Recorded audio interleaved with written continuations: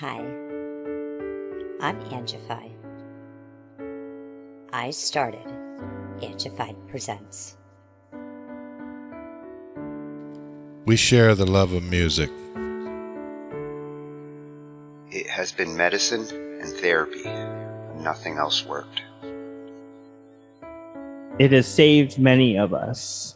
With mental health, we need to open our eyes. Hurt people hurt people. We ask that you listen, comprehend, and relate with your ears. Form that heart of unity and one. We share on this stage. Statistics, feelings. And ourselves. We stand with the belief to be you, to be heard, and to be original. We all may be different, with opinions and beliefs. At the end of the day, we are all brothers and sisters. We are family. We ask that you join us in a magical journey with artists from around the world. Open your minds.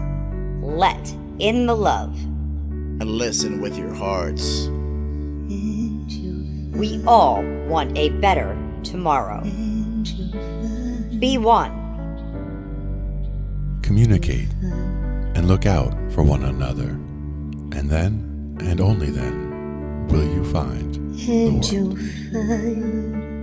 We will find peace in all the world. You'll find the world. And you will find in this shining world. Heroes among us and every boy and girl. Many have been broken, red hearts turn black. Love will melt the ice and turn it back, and you will find the world. You will find the world. You will find the world. And when you find a place called home, where everyone is free to roam, a whole new world, a better place for our children's futures at stake. And you'll find, with music in your soul, laughter in your hearts, together we can grow a better place, with love in us all. And you will find, together we can save it all. And you will find a place called home, where everyone is free to roam, a better place, a whole new world,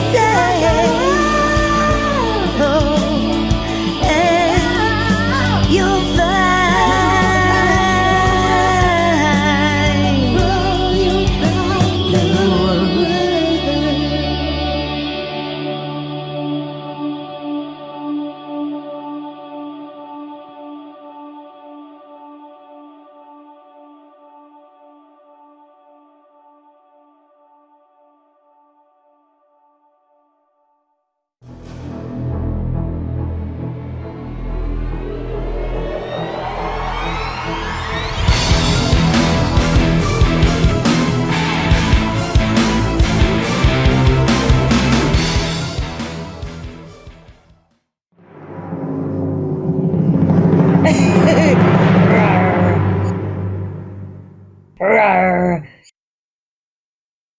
We cover digital audio workstations and music tools. We explore theory, gear, and MIDI too. How to arrange, compose, and the art of arranging. Taking a look at AI and how the times have changed. On a PC or a Mac and even with a mobile device, we'll be talking about it all every Thursday night. From software to plugins and synths that entice. Dive deep into tech and let creativity take flight. Talkin' IT. We're talking IT. Come and join in and have some fun. It's highly educational with a lot to learn. From bedroom producers to seasoned pros, we're breaking it down so knowledge grows. Whether you're a DJ or a beat making wizard, we got the tips and tricks to make your sound sizzle. Mixing and mastering, that's our jam. With the tutorials and tips on how much rev. Get the best quality from your setup and gear. Tune in every week and lend us your ear. We're talking IT.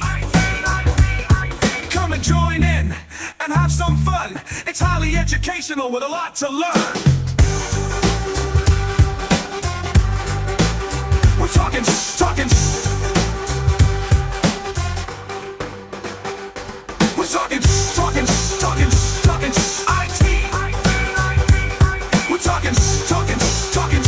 IT. Every Thursday night on Angified.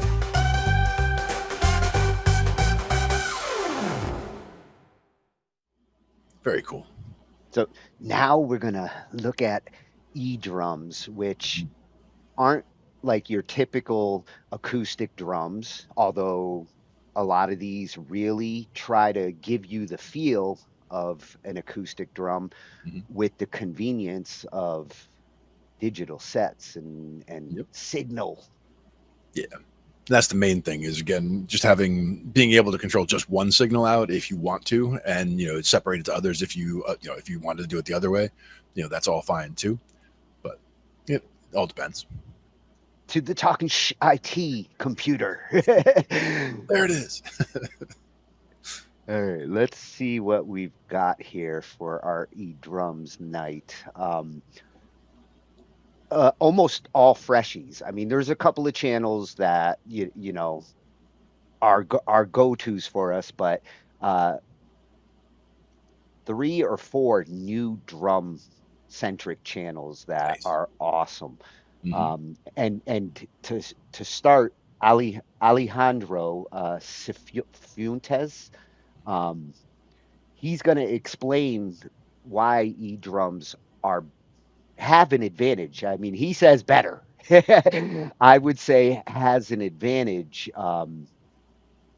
against acoustic drums, and that's kind of how I wanted to start the conversation with drums, because in the old days, as convenient as drums can be, there was a lot lacking in them until the last decade.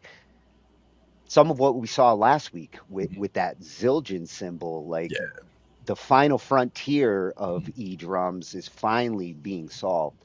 Yeah, and definitely. Alejandro's gonna show us the benefits when you do go the drum route. And then now Alejandro is also one of the instructors and drum experts over at Drumeo, and I couldn't ignore Drumeo because as far as best drum channel on YouTube, this is it. Anybody wanting to learn drums at any level, these are all the drum experts at your beck and call. That's going to be from at Drumeo. He's going to give tips for when you start playing with electronic drums, because it's different like the acoustics. Yeah. And I couldn't ignore this one, because this is like if I had all the money in the world and you wanted the absolute best choices out there. The professional serious drummer in 2025 is going to be looking at one of these kits, and some of them we saw the Zildjian, they're a little bit pricey, but the technology that they're putting into these acoustic sets is incredible. Yeah. Love to hear them, see what they got. Yeah, and that one's going to be coming from the ultimate horse's mouth, Sweetwater. Yep. They know professional drums. Oh yeah. And I wanted to include this one because after NAMM this year, a lot of drummers were raving about this. And, you know, it's nice to see occasionally the small companies still being relevant in this kind of world, because it does seem like the big companies, the Zildjians, are now gonna come in, but F Note has this digital kit that blends the best of both and easy to transport. One of the things the drummers are loving is setup with this is instant. Yeah, just looking at those stands, that looks like it's going to be a lot easier, and it's good bracing. You know, keeping the drum kit where you put it rather than having it tip over or feel wobbly or whatever. Yeah, that's another thing a lot of them who tested it said is it's like sturdy as hell. Yeah. And this one, this is probably the kit. If I do go down the digital drum, like I want to learn them, I really do. Hmm. This is more in my price range. And as far as 399 or 599, the two Alesis kits he's going to show you here, um, you get a little more bang literally with the 599. And I think I would stretch the dollar, but he's going to show like, you know, at this bottom level budget, you can get an awesome kit. Nice. Yeah, yeah. I I'm definitely. not a fan of the symbols though. Just like you said, Yeah. the symbols are my turnoff, but we're talking $500. Yeah. And again, you know, we're also talking about learning something. We're not talking about, you know, this is what I'm going to bring gigging every week starting tomorrow. You know, this is what I want to get to work on my technique and get so that it's, you know, comfortable to sit in front of a regular drum kit anywhere. Yeah, yeah. I think if I was really a performing drummer, Mhm. wouldn't be looking at the $500 kits at that point because durability and everything else does matter when you have to put it on stage. Exactly. And reliability. Yeah, yeah, and when you are dealing with digital equipment and moving it on and off stages, that's a little more sensitive than, you know, your traditional acoustic equipment. Yep. But be careful with it anyway. Be Yeah, careful with it all. that's going to be coming from Cooper Drummer. Hmm. And for the final video, I've got a little homework project. You know, Cole Seth, one of our Patreon supporters and good buddies in the music room. Hmm. You know, we covered the finger banging a couple weeks ago, and he went and bought this, the contact machine, which has been. I really want to get into the contact library, Hmm. and I want the 88 key weighted controller, but Yeah, yeah, it has this built into it, yeah. Hmm. and Cole needs to get this set up, and I need to know what I'm going to be dealing with. So this is going to be a tutorial and an introduction into what the contact machine can do. And that would be the question: is if he's looking to use it mostly for, you know, coming up with drum beats and using it all as drum stuff, or is it for loops and, you know, not quite DJ stuff, but you know what I mean, like putting things together. He's probably going to do both, Yeah, knowing him. yeah. And he's And going I'm to be sure it can do both for sure. he's going to be using it for his next album. After now that he's done with Stellar Illusions, Hmm. the next album, this is the toy that's going to help him drive it. Nice. Yeah, and Always that good one's to going get to be upgraded toys, upgraded tools. that one's going to be coming from one of my favorite reviewers of all time, not just with music, but Sanjay C. Mhm. Best reviews on equipment, and in this case, tutorials. Like, you know, this is how you set up one of these All right. every Thursday night. Just like tonight, another Thursday night. You know, and tonight's going to be a little different. This is definitely the most different of shows that we've done yet. We're only going to be looking at one video tonight. You know, normally And before we get started, I'd like to say, IT is meant to be an educational channel. This is not for profit. It is meant to learn and explore. That's always been our mission. That's why we pick a theme every week. We try to find shorter videos, 5 to 15 minutes, that help to explain and teach the themes, the topics that we're exploring, and And to spotlight the channels that they come from. yes, that's always been one of the first priorities right from the beginning. We've been doing it now for 5 years, and um, amazingly, we've never really had any problems. In 5 years, we've looked at thousands of videos from hundreds of channels. We've never had a channel directly complain to us. We had one instance about a year back where a channel did a takedown on our episode with YouTube, which ironically the video we spotlighted that night was on a VST plugin, and it was pretty much advertisement for their product. And we did encourage people to check out the plugin, check out the channel, but this particular channel um, didn't want to allow anybody to reproduce their content at all. So YouTube took it down with no questions asked from us. It was just basically, we're taking this video down. That's been the only instance that we've ever had in 5 years. What kind of pushed this episode tonight is last week at the end of our episode, our stream was taken down, and it was for community violations, for the use of third party content, something we've done throughout our series, and we've always put in the descriptions and pointed to the content we're using, the channels that are the content creators of that content. And our purpose is to discuss the videos. We discuss them going in, and we discuss them going out. And I kind of like that format, because with the shorter videos, it's nicer to just let the lesson play out without interfering with it.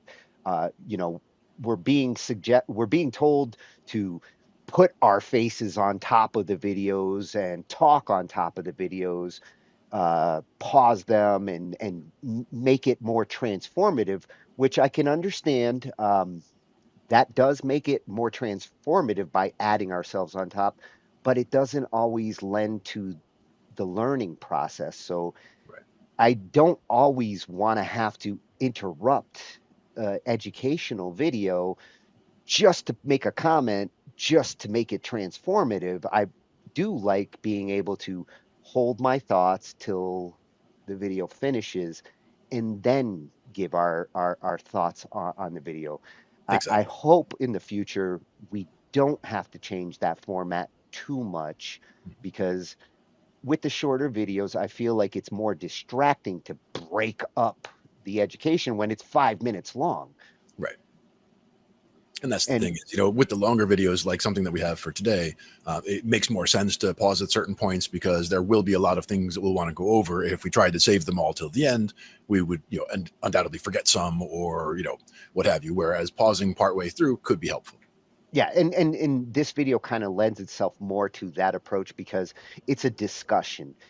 It's a back and forth, and there are moments where it's good to pause the discussion and chew on the information a little bit. So um, we're going to do it a little different tonight, and I did reach out to the channel. Let's go to the IT cave and take a look, I'm going see to go what from over we've here. got here. There it Oh, is. and I gotta whoosh my way this way so I can see what we're looking at. There you Um, I did reach out to the channel. I let them know, this particular video, it couldn't have come at a better time for me.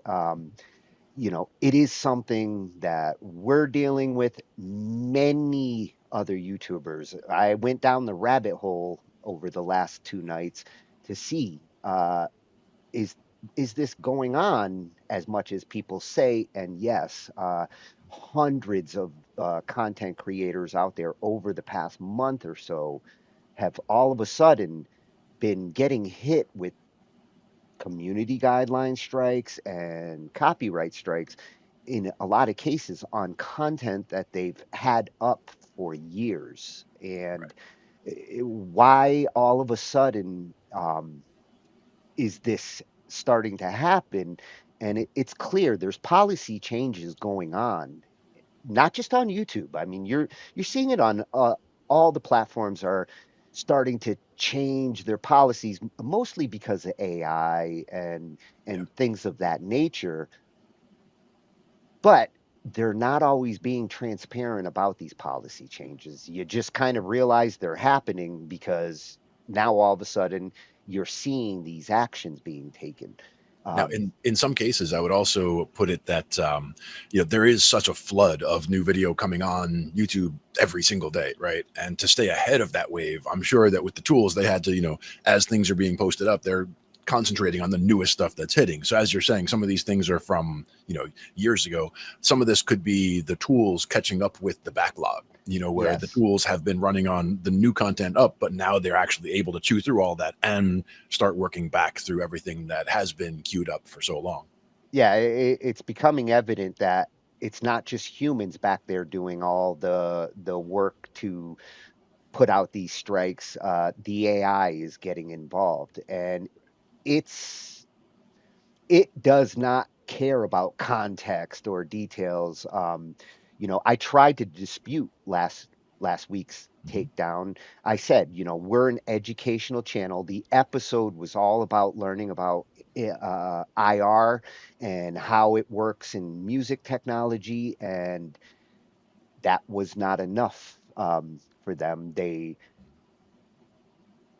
took the video down anyways. And thank God we actually do record our episodes separately, because if I was one of those poor users out there who only have their recordings up on the platform and the platform takes it down with no warning real fast like that, you lose your content. And I'm not one to accept like losing the content that I created. If it's not allowed on a platform, then that's what we're going to do, is figure out what's allowable on the platform and what's not. Mhm. But that doesn't mean that the content should get nuked Right. that And way. us having the content. And again, if it's not hosted on the platform shouldn't care anymore. And it's more a question of we could use it in other content in the future if we wanted to, and Yeah. to And synthesize it into something else. in the case of that one takedown that we did have, Mhm. it was 5 minutes of a 3-hour episode. I Mhm. would have gladly just removed that 5 minutes for the rest of the acceptable episode, but that Mhm. wasn't an option. Yeah. And even in those cases, we could even still keep the lead in and the lead out, like you were saying, where we introduce the channel, talk about it, and then just not show the video, say Yeah, you yeah. guys can go check it on this channel and talk to, and that And way it's still in the right place in the episode and people can go follow that lead for and themselves. and after chewing on all this information we're about to look at, that Mhm. was one of my considerations on, Mhm. how can we deal with this? And I thought about, like, maybe going the approach of just mentioning the video, Mhm. mentioning the channel, and telling our users, like, here is a good source for this information, Mhm. without showing the video. But I I really can't see that as being as effective and as educational Mhm. if we're talking about a video that the viewer hasn't seen. Right. Um, And even if it, we were to take a small excerpt, I mean, I'm not even sure if that would even be preferable to the channels for us to and take a small chunk just to give a and teaser. Here's what it's like. and that's a possibility on the right videos where, like, the crux of the information is in this one little part, and but at the same time, it doesn't do justice to the education that the videos we tend to pick, what they're teaching you. If it's a video on something and there's 3 steps, and we only show the intro and don't actually go through the steps, or we only pick one step to clip. And that's why it, I am not a fan of the clip idea. Like, I would rather present the content as presented and just discuss it as we do, or not present the clip at all and just discuss the clip and, show where the clip is, show the page, discuss, where it comes from, and then be able to discuss it from there. Yeah, For me, it's if problematic. I was going to take the clip approach, then I wouldn't be looking for 5 to 15 minute videos. I would go after the longer videos and then find, because that's always a problem. Like, yeah, especially last week, most of the best videos just explaining IR were 40 to 50 minutes. I could have clipped segments of those and got them down to 5, 10 minutes. But I was fortunate and I found good videos from good channels that did fit into our time constraints. Right. And much like with movies, and you watch a movie trailer, and if all the best parts of the movie are in the movie trailer, then you go see the movie and you're disappointed, right? So same kind of idea happens Yeah. here, where if you're only you're going to clip out the 3 things that you like the best out of this video to present, to get people to go watch it. If they go watch it and then realize that those were the 3 things, the only 3 things they really needed to know from the video, and the rest was all, not filler, but you know what I mean. Yeah. They might just say, oh well, why did I watch the whole video if I only needed these 3 little chunks? That whole thing. Yeah, yeah, and another thing I've been told is, um, reach out to the content developers and the channels and ask them for permission, which I'm all for. The only tricky thing with a lot of this is not all content creators communicate through YouTube. I can barely keep up with my bell and messages. The big channels, they get so much noise coming from their YouTube messages that things get lost in the shuffle there, even if you're trying to put it in the comment or contacting them directly. Uh, because we do this every week, and I don't usually get a chance to even start doing research on a topic till maybe Monday or Tuesday before that Thursday. And the internet does not communicate at light speed the way people think. I did ask in this case if we could on Tuesday.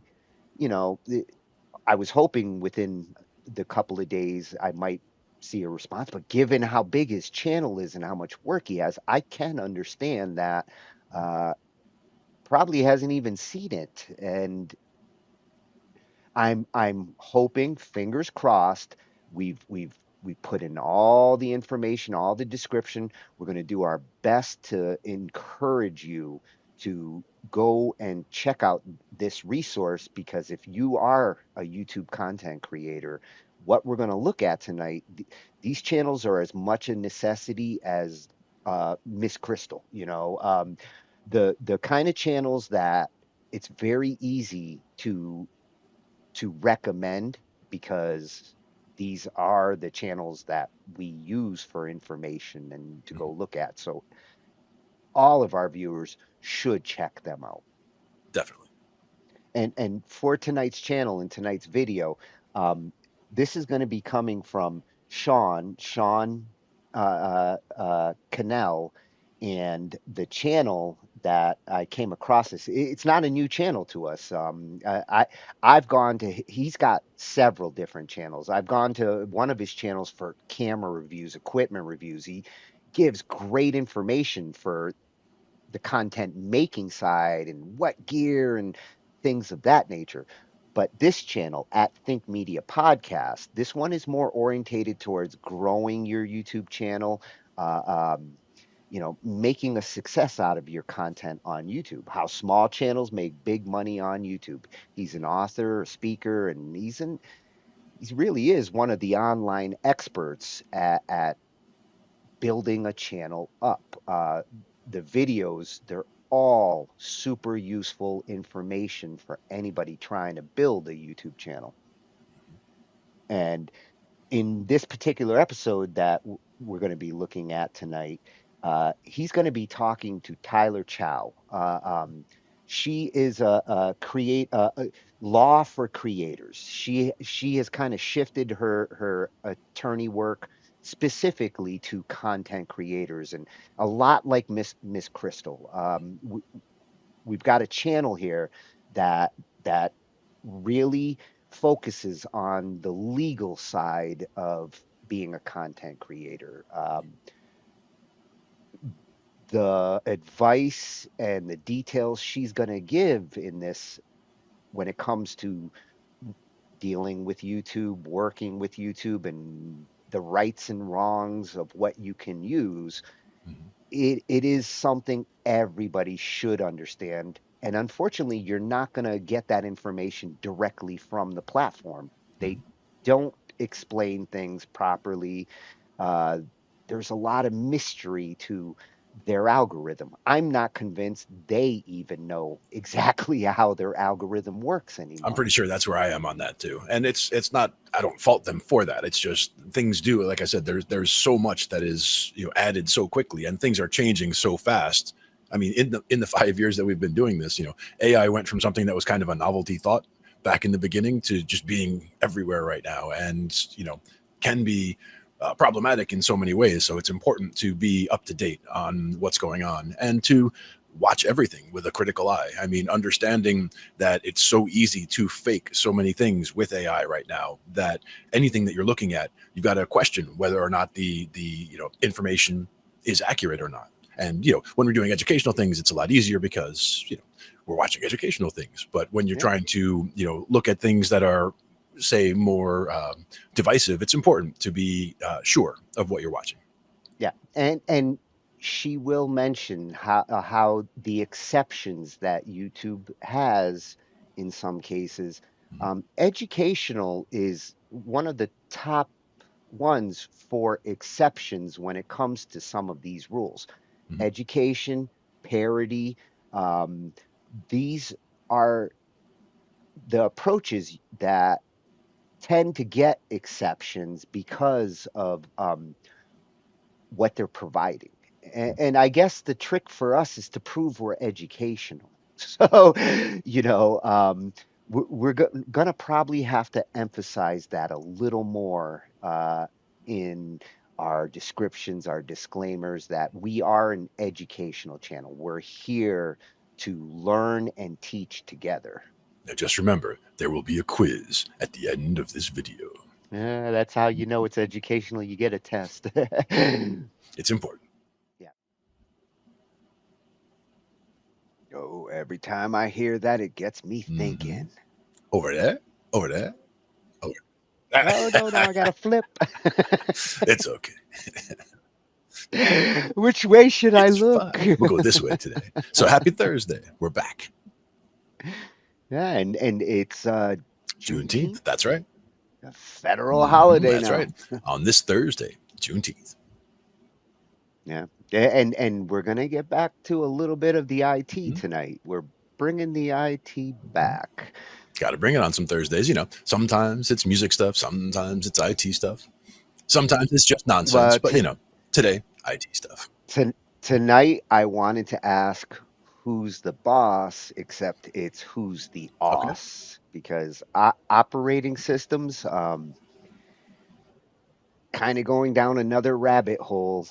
Every couple of years, things change, and Windows 12 is due out this fall. And what I'm seeing is a lot of people, every time a new version of Windows comes out, or sometimes on the Mac side, you get a lot of users who they hear what the next operating system is going to do. They don't necessarily like the directions that Microsoft and Apple go. And you start to see users that are like, I'm gonna switch. I'm gonna go to something else, or I'm gonna switch from Windows to Mac. In the music world, that's a big thing. So we're gonna take a look at the operating system in a music machine and um, which operating systems really are good choices when it comes to your music machine. hmm And again, I've always been a PC guy, but I also have worked with people who use Mac for the music stuff. So I see the value in both and I see the reasons for using both. I see more reasons why people go to the Mac side in terms of reliability, in terms of if they are planning on sticking with Mac environment software, then that's great, silo to be in. But if you want to be more open source, then the PC side is probably more for you. But again, those are just very, basic level observations. Yeah, they all come with their caveats Mhm. and their disadvantages, and there is no perfect choice. There is just your personal best choice.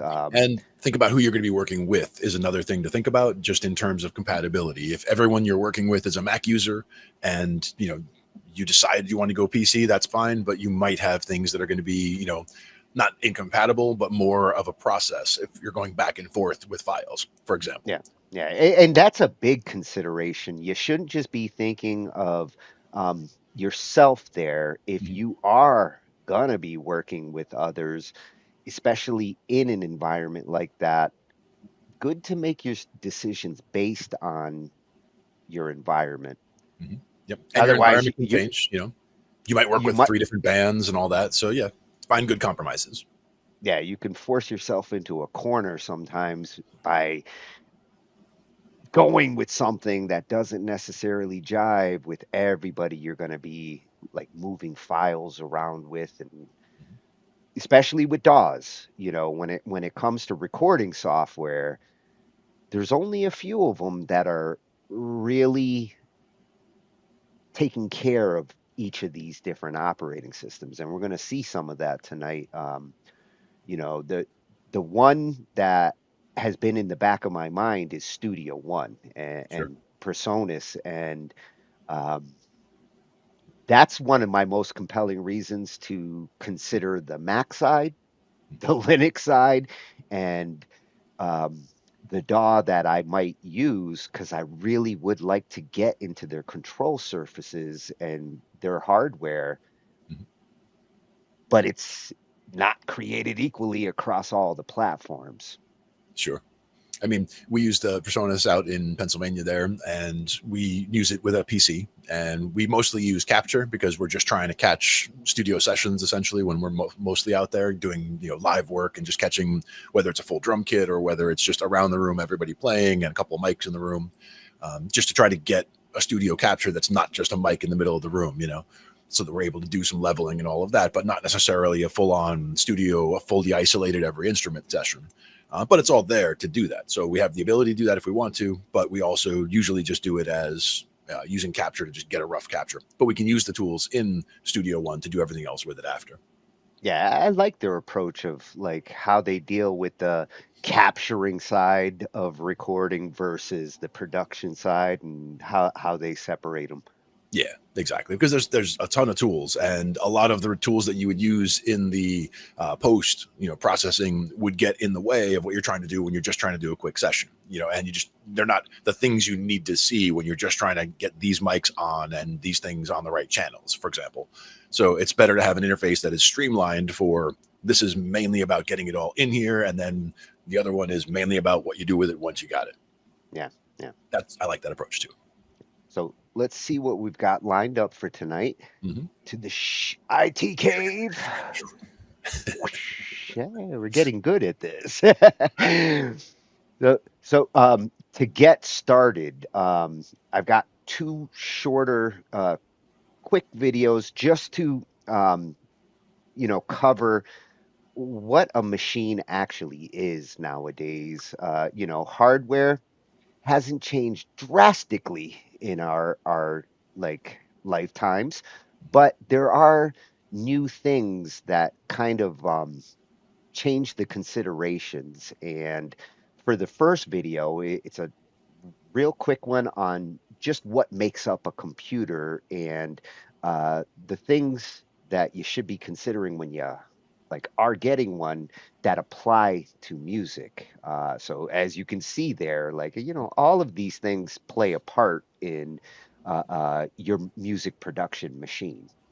Now, one of the And, earliest computer certifications that you would get would be A plus certification, which was about basically basic computer knowledge, which probably this video will probably cover most of. yeah, well, this first one is just, like this hardware does this hardware does that. Yep. It's nice and straightforward. And I think it's important when it comes to like how people perceive what hardware does. The reason why I wanted to start with that is because through the years, I've dealt with clients and people who kind of confuse what RAM is and hard drives Right. and now the GPU and the CPU. And um, I don't feel like they always understand like where these things play into, especially on a music computer, Yeah. where like what gets loaded where. And I hear people like, oh, I've got 2 terabytes of RAM. Uh, no, you don't. You have 2 terabytes of storage. And, it's always been that confusion of where things are being stored.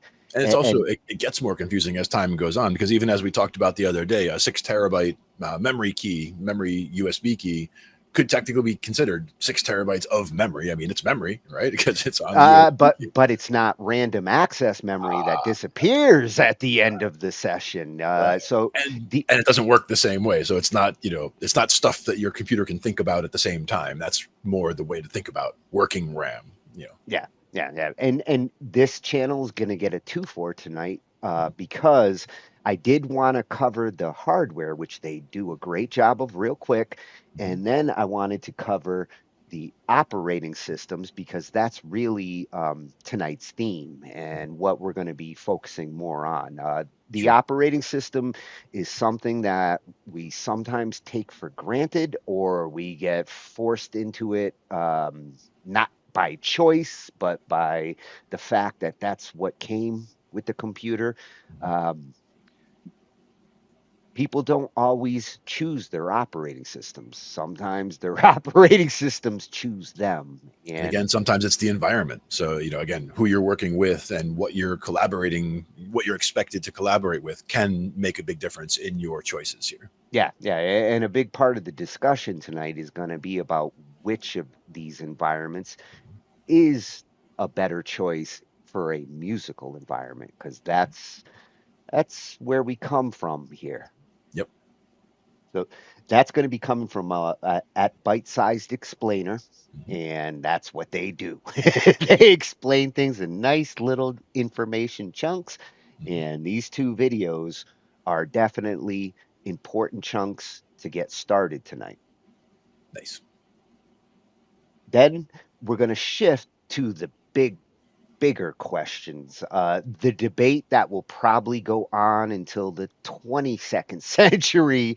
They will still be fighting about it 100 years from now, I'm sure, as to Windows or Mac. Like those are the first 2 that always get talked about when it comes to music machines.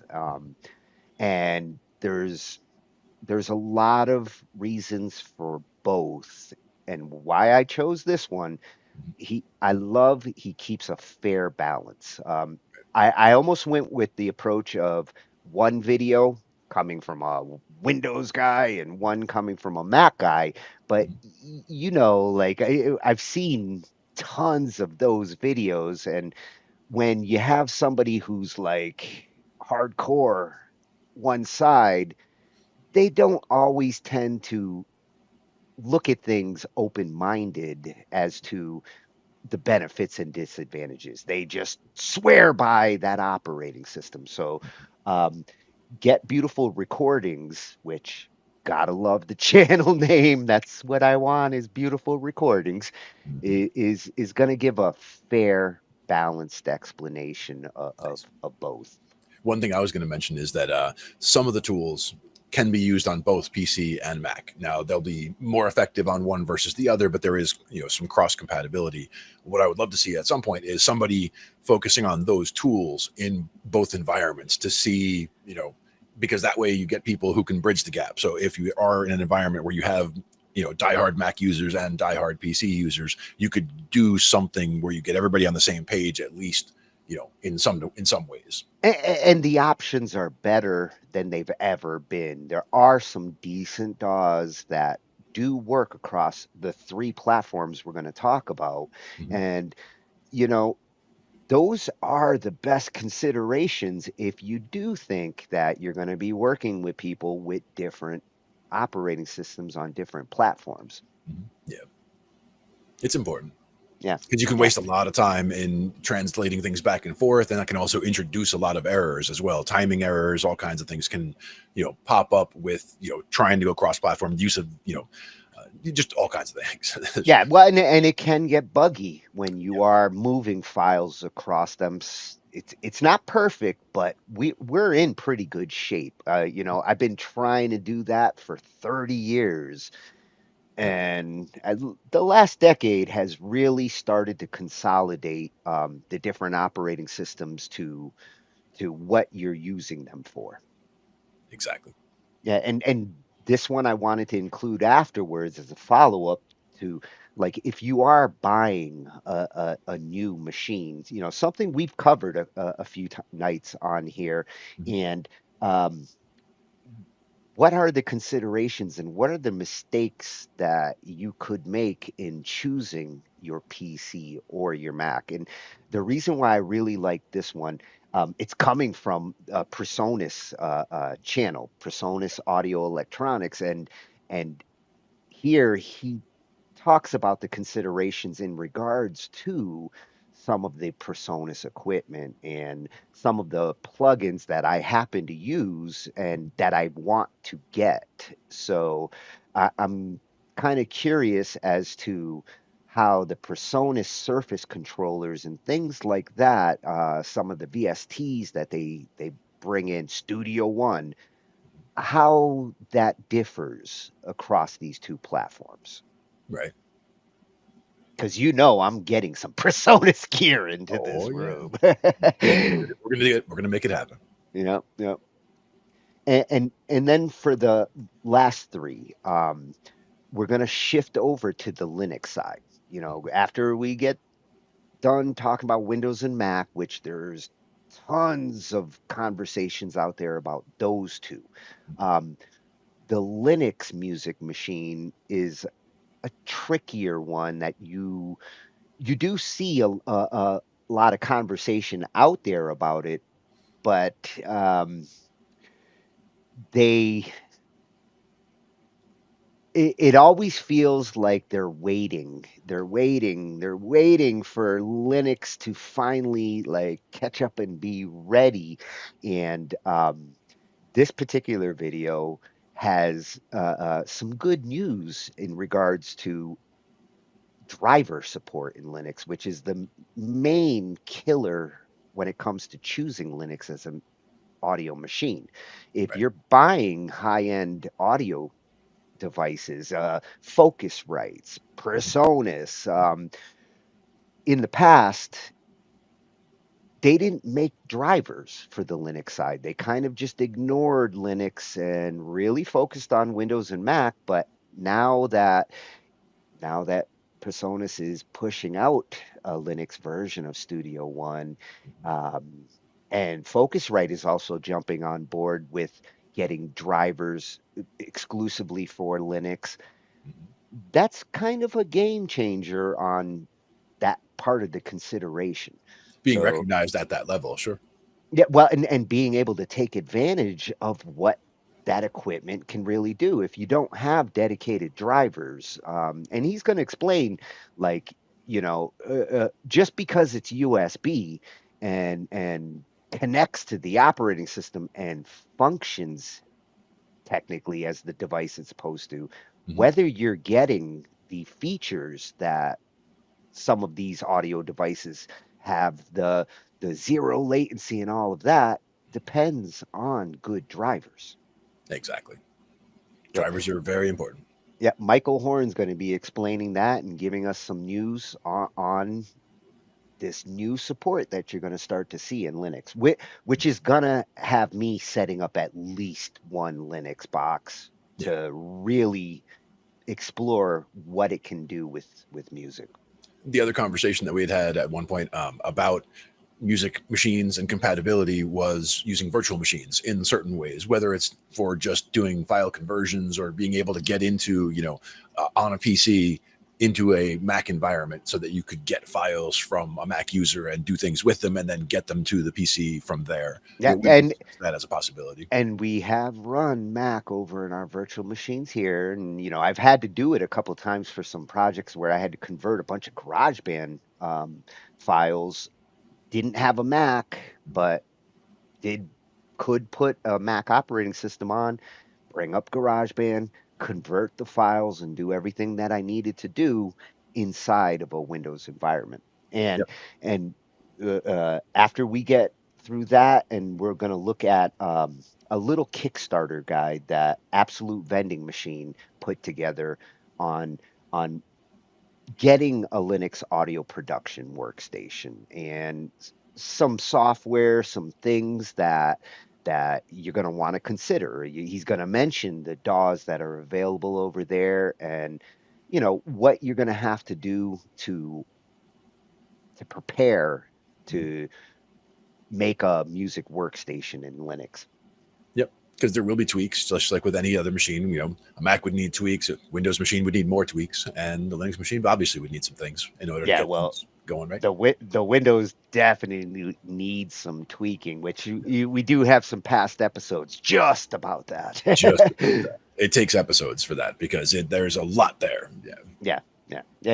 And to finish it off, we are going to take a look at the virtual machines because I do actually have my virtual machine loaded here with 4 operating systems. And I'm going to show you those operating systems as we watch this one. It it shows 4 modern Linuxes that they're trying to get those Windows converts.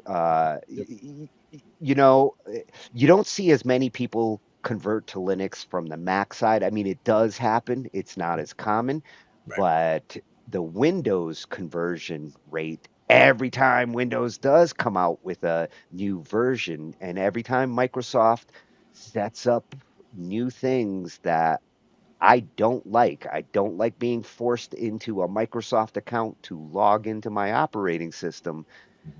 Part of the reason why I go and look at these every couple of years is alternate operating systems for machines that I don't need all the bells and whistles of Windows. I'm not running like my Adobe software or, some of the exclusive software that you kind of can't run effectively on Linux.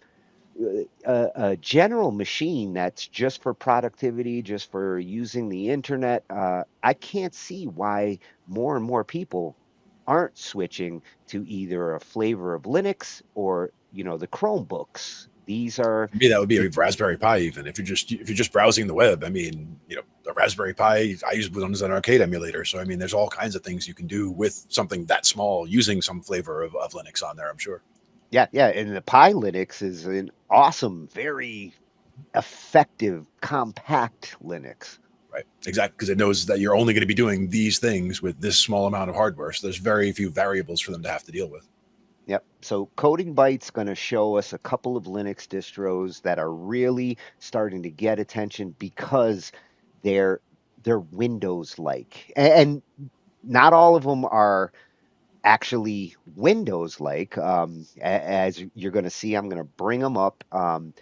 They do kind of cater to both the Windows and the Mac users, depending on the distro that you go with. But it's an interesting alternative if you don't want to get tied up in the ultra security that comes with these bigger operating systems, forced, in some cases, forced obsolescence. Uh, some of these will actually run on 15 to 20-year-old machines. There's one in here that will run on the original Pentium. So Nice. yeah, I almost included a another video on a version that I was looking at that they got down to a fit on a floppy, and I was like, "Ooh, I wish I had this back in the day." I might still have some of the computers from back in the day hiding somewhere in a closet, because I have, instead of getting rid of old computers, I would just kind of upgrade to a new machine and then put the old one aside as a backup and just forget about it years later. So I have many old machines that we could test that theory on. One thing Yeah. about the different distros feeling like Windows or feeling like Mac, if they're trying to get that, they have to walk a fine line because they can't, violate copyright of making it look too much like Windows while trying to make it look enough like Windows to make people feel like it feels like Windows. So I That's get where where they you have that line. that's where you need to be careful, because I did look at some distros that actually mirror Windows. In some cases, there's one that actually took the graphics from Windows, which it's not a legal Linux. They're in the middle of a battle with Microsoft because they went and used the actual resources of the operating system to remake the operating system to look like Windows, and go figure, they charge a license which is as expensive as Windows. I'm like, why would anybody fall for something like that? I mean, the only thing would be to have control. Like by that, you're paying the license fine. So but you're saying I have control of the content now. Nobody would, but if they would, that would be the reason I would see.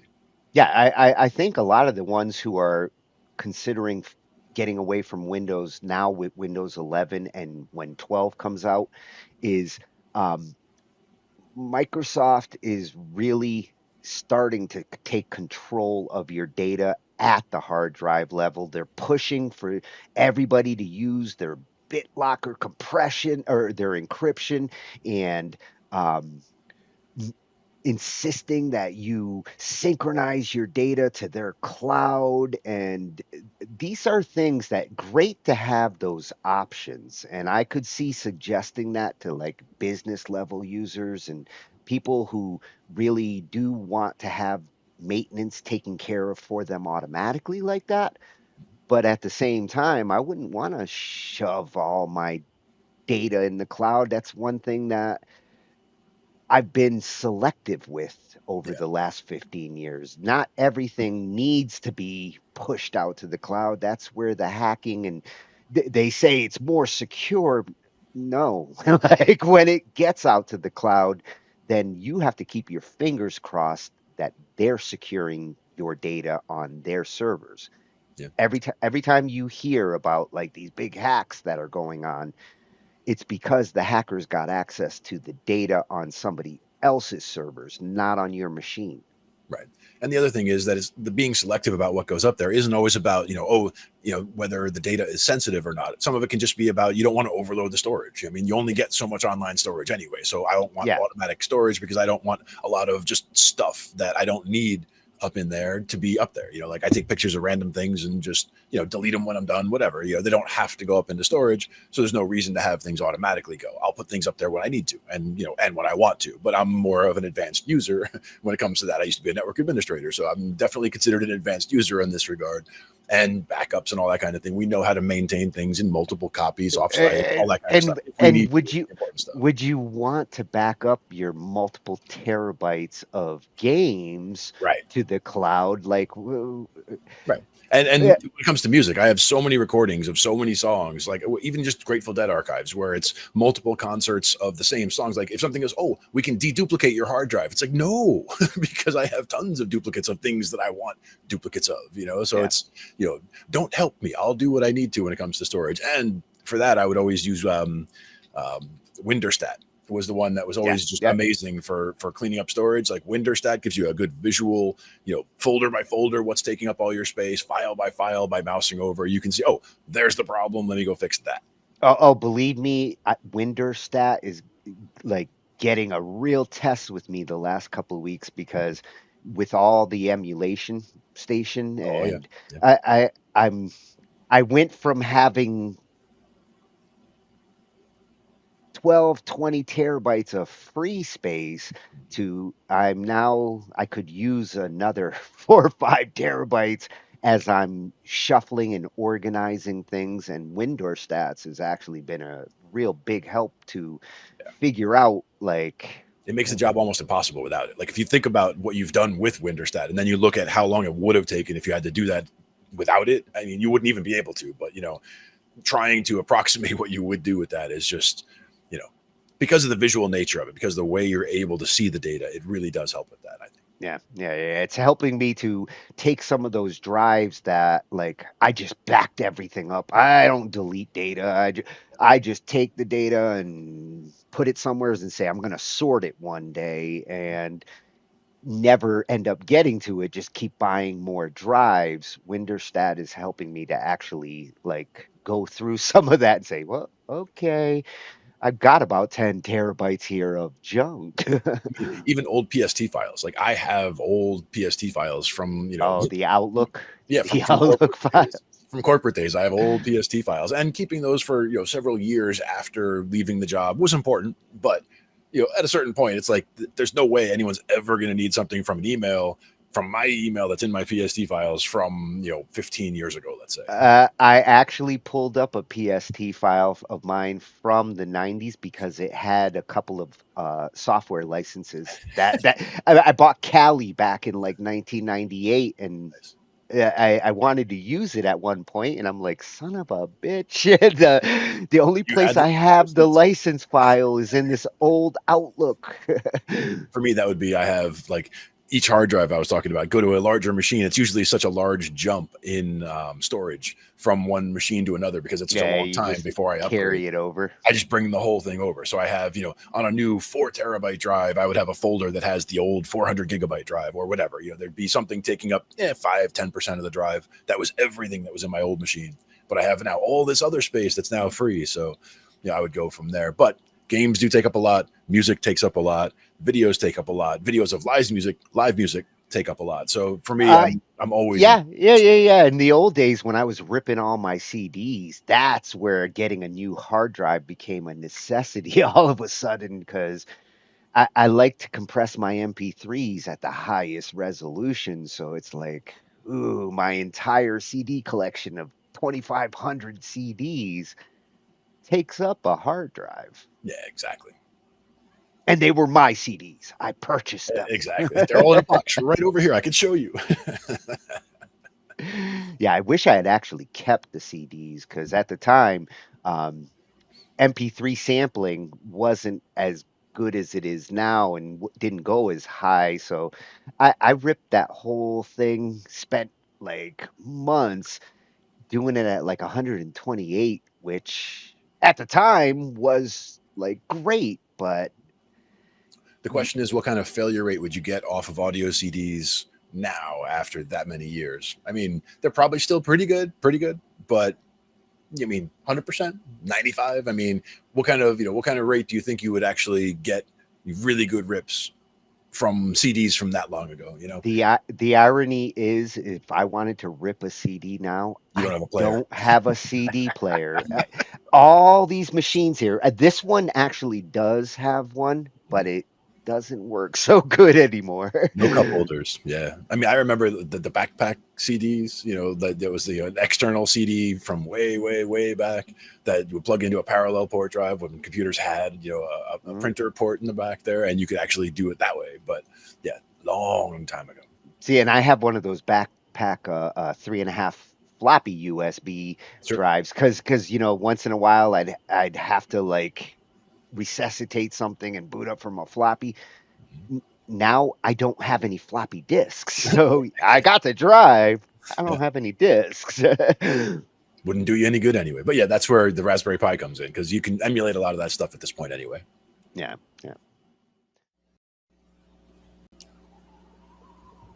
And you'll find every Thursday night, Glenn and Tony. Right here.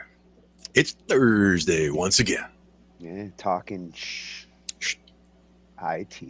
IT. Quietly. Yep. A little bit of a quieter intro today. It's Well, all good. and actually tonight's topic, one that long time coming. You know, we've been band labbers now for me 5+ years, going Yep. on 6, maybe Yep. 7. It's been a while, It's been a few. and a lot has changed, from that little platform with 14 million when I first joined, Yep. that was basically free all around. Mhm. In the last year and a half, 2 years, we've seen uh, uh, the evolution of it go into, paid options, membership options. Yep. And tonight we're going to look at some of that, the benefits that might come with it. Something we've been asking, and we've been asked about, Yep. by a lot of our family members, our Mhm. users, um, wondering, should I subscribe? Mhm. Is there a benefit to it? And hopefully, we're gonna see some of those answers and Yep. answer some of those questions tonight. Yeah. And again, a lot of good service was available for free at the start. A lot of stuff was still available for free, even just recently. So the question is, what benefit there is from the paid services versus the free services. Yeah, yeah, and there still is a lot of free service that they are providing, especially when it comes to the storage of your songs and projects that you put on there. So, this isn't meant to like slam or praise. It's really meant to just kind of review it from all sides. There's a lot of people who were emphatic about like how great BandLab was, who in the last couple of years with all of this have, kind of gone to the other side, and they hate some of the changes they're seeing, or some of the community changes that have gone on. But at the same time, I still see the same kind of energy and enthusiasm Yep. that has always been there. Right. And to me, the whole thing was always about the music itself. So the question was, are the things that we're still getting on BandLab for free, are they still related to the music? Can you still make the music that you want to make with the tools that are available? That's the Yeah, yeah. question. The one good thing is I am still finding great Mhm. musicians and friends, and the biggest benefit I've ever had from BandLab is still there. Right. There's still new musicians coming, and every day we find and meet new artists that are out there.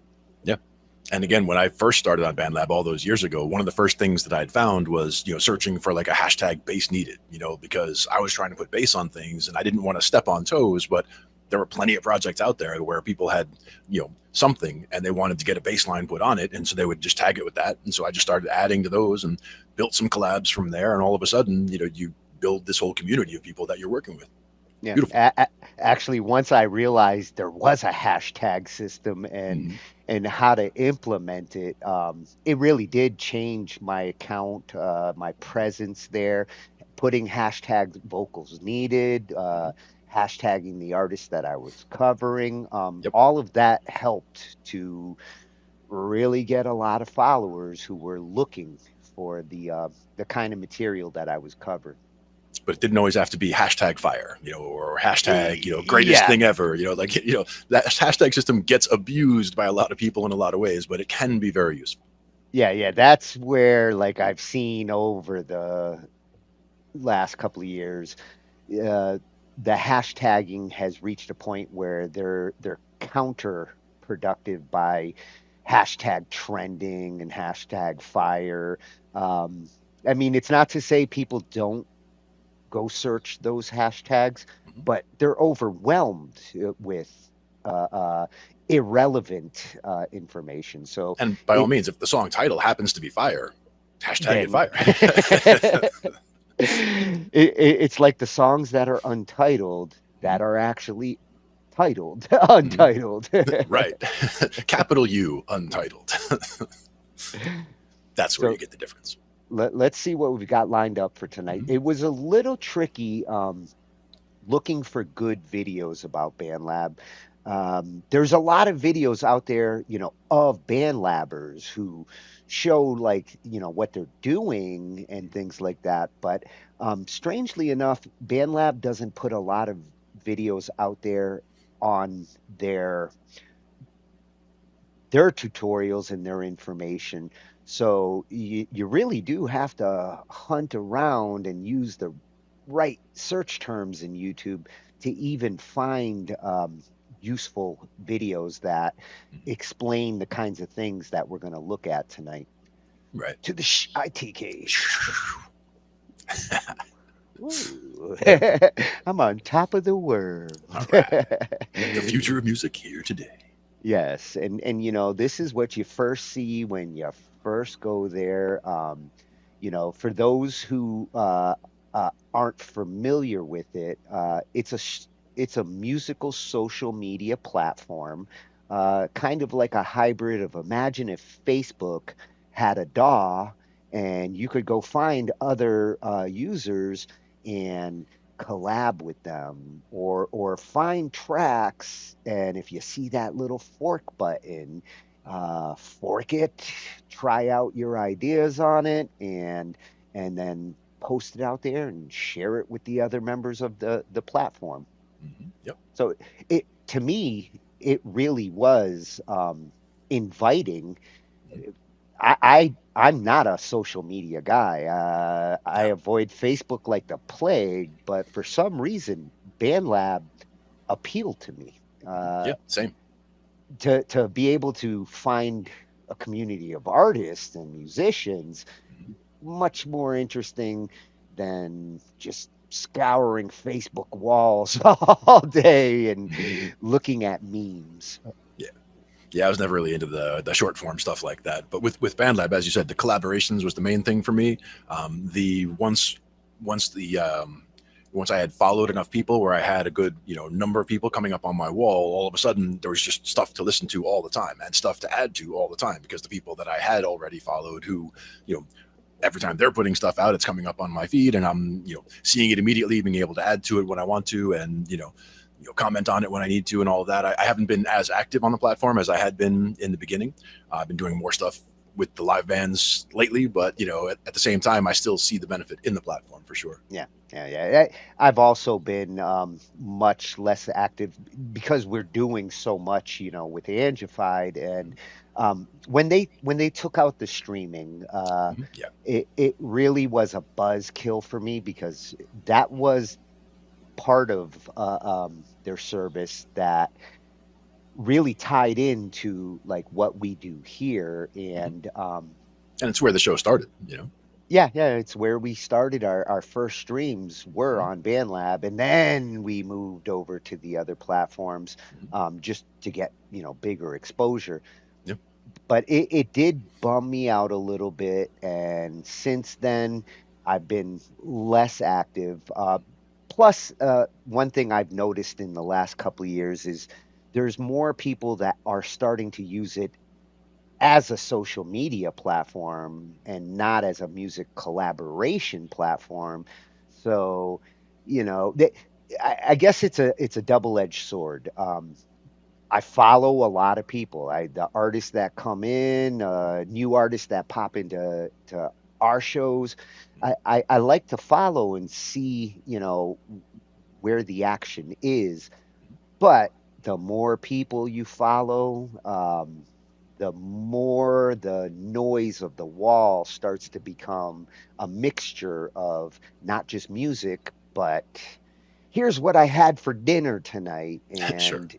And it washes away a lot of the stuff where you'll miss the things that you wanted to catch. Somebody's, a new song by somebody that you really wanted to catch a new song from just got blown away by 10 other posts, like you said, of, dinner this, or, latest walk around the park that, that keeping it as music, for most of the people that I follow is good, because that way it does keep the feed very focused on the music. But as you say, the platform itself, there are, there is more variety of the types of things that you'll see on there.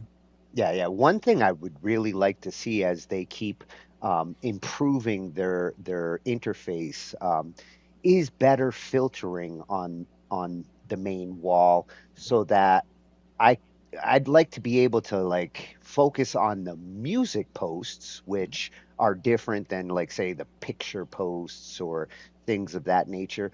And it'd be nice if you could prioritize like the artists that you really like to see focused on your wall, so that way the higher priority ones, because I miss a lot of the artists that I would like to see when I'm checking out the wall because of all that excess noise. Yeah. Hey, Unicorn made Frankenstein, one of the great band labbers that I've gotten to meet over there. Great to have you. Yeah. Always a pleasure. Yeah. So I've got, this is our main page when you first come to BandLab, but I also put up a couple of other pages here that I think are important to be familiar with. The reason why I went to BandLab in the first place was because of Cakewalk. Yeah. And at the time, BandLab had taken over Cakewalk and had offered it for free. Cakewalk by BandLab was my solution when I came back into music. I wanted a DAW that I was familiar with. I've been using Cakewalk since the beginning, 1988, and I had gone to Cubase for a decade between Sure. 2000 and 2010. When I came back to music, um, I wasn't ready to go spend $600 on Cubase, but when I found out that Cakewalk was free, integrates with the keyboards that I use, Mhm. I was sold. To Yeah. find out that it was tied to a platform like this, it was just gravy. And cakewalk.com is kind of where you want to be going to keep up with this DAW if it's been something important in your music production. I know it is for me, Yep. and I'm still on the fence about upgrading to this new sonar that they're doing, but we're gonna look at some information on that, and hopefully it eases my troubled mind, and I would like to at least start testing it, but I'm not ready to stop using the Cakewalk by BandLab because I Right. have 3,000 plus projects that aren't ready to go get upgraded and be stuck somewheres where I'm not sure if I'm ready to go yet. So I've been keeping an eye on cakewalk.com. This is where they are moving the products to. There's the Big Dog Sonar. There's Cakewalk Next, which is a nice middle of the road alternative. Feels a lot like BandLab, except it runs as a local application. It has all the BandLab sounds, tools, supports VSTs. So it's a nice bridge for those who might have been just using the BandLab editor in their browser or on a mobile device. Next is kind of a step up from that without having to jump into the full blown sonar. Right. And that was the And thing is for me, the collaborative aspect was important, but also the library aspect, having everything in one place was also very key. Having it accessible online, being able to access it from this studio at my house, and then being able to go to a friend's house and being able to log in and get to the same project and just be able to work on it immediately. That was all positive selling points for me for the whole process in the first place. yeah, and what's cool with these new products, they do integrate with your BandLab account, Mhm. and your projects can be brought in, worked on, pushed back, and that's the part of it that's really appealing to me. Mhm. When I first started using it, had to export as wave, bring every stem down, do everything, and then afterwards load up either stems or masters. And this is hopefully going to make things a lot more smoother on the workflow. Yeah. And even every one of those conversions, not just an extra step, but also an extra place where you can introduce noise, you can introduce errors, you can all kinds of problems can start stepping or seeping into projects when you start having issues like that. Yeah, yeah. And another page I wanted to bring up and mention, one that a lot of people don't even know exists because BandLab does not actually advertise this page on their on BandLab. Like you really have to go hunt to find blog.bandlab.com. And if you do use BandLab, this is a good site for just keeping up with some of the new things that they're doing. You see these videos that they have on here, they do actually offer some tips on how to do this and how to do that. Sometimes they mention, features that are coming out, things that are actually important that you don't see when you're on the platform. Right. And in the old days, when they used to have the contests, this is where they would like announce, give the information, and announce the winners. Now that they don't have those anymore, I feel like a lot of the new users don't ever even find this page, and they should know it exists. Yeah. And again, it depends what they're looking for on the platform. Like in some cases, they might only be looking at the community. They might only be looking at the DAW.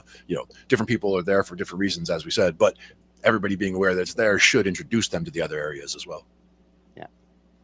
Yes. See, Uni agrees with me on ways to filter and search are still clunky. They could be improved on. And, just like the hashtag system, filtering and things kind of make or break a platform. So I hope that they consider that as important when it comes to their interface as the interface itself. Yeah. And the last tab that I wanted to show here, because we're going to be talking about this at the end, the terms of use. Everybody should get familiar with this page, and we've got a great video at the end that's going to go through this and really highlight some of the things that all artists who use BandLab should be familiar with, should be aware of. What you're doing with your music and your content, you need to be aware of these things. And just like the community guidelines is another thing that you have to get more familiar with because you could end up with a message saying your account's been disabled because of like infringing on community guidelines, which are seem to be constantly changing Right. at the moment. And there's a lot of people who are just being surprised one day when their account's disabled for a couple of days or a week. We had to delay the WAG till next week because one of our judges and several of our contestants, their accounts were disabled for spam that they were Wow. not doing. And Mm-hmm. this is something that like hopefully they get more on the ball with and people get more familiar with so that way they can hopefully avoid some of these things. Yeah. That's crazy. So for the videos that we do have tonight, there's a little bit of promotion. To start off, we're going to look at BandLab's main video on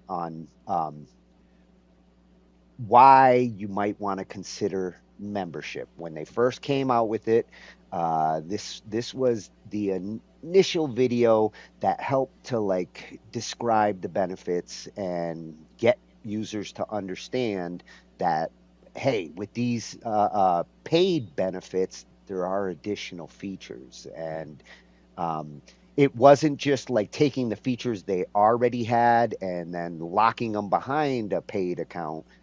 For the most part, the free features that they've had have continued to be free. They've added new Right. features. So Added functionality. Yeah. so we're going to look at like what some of these additional features are.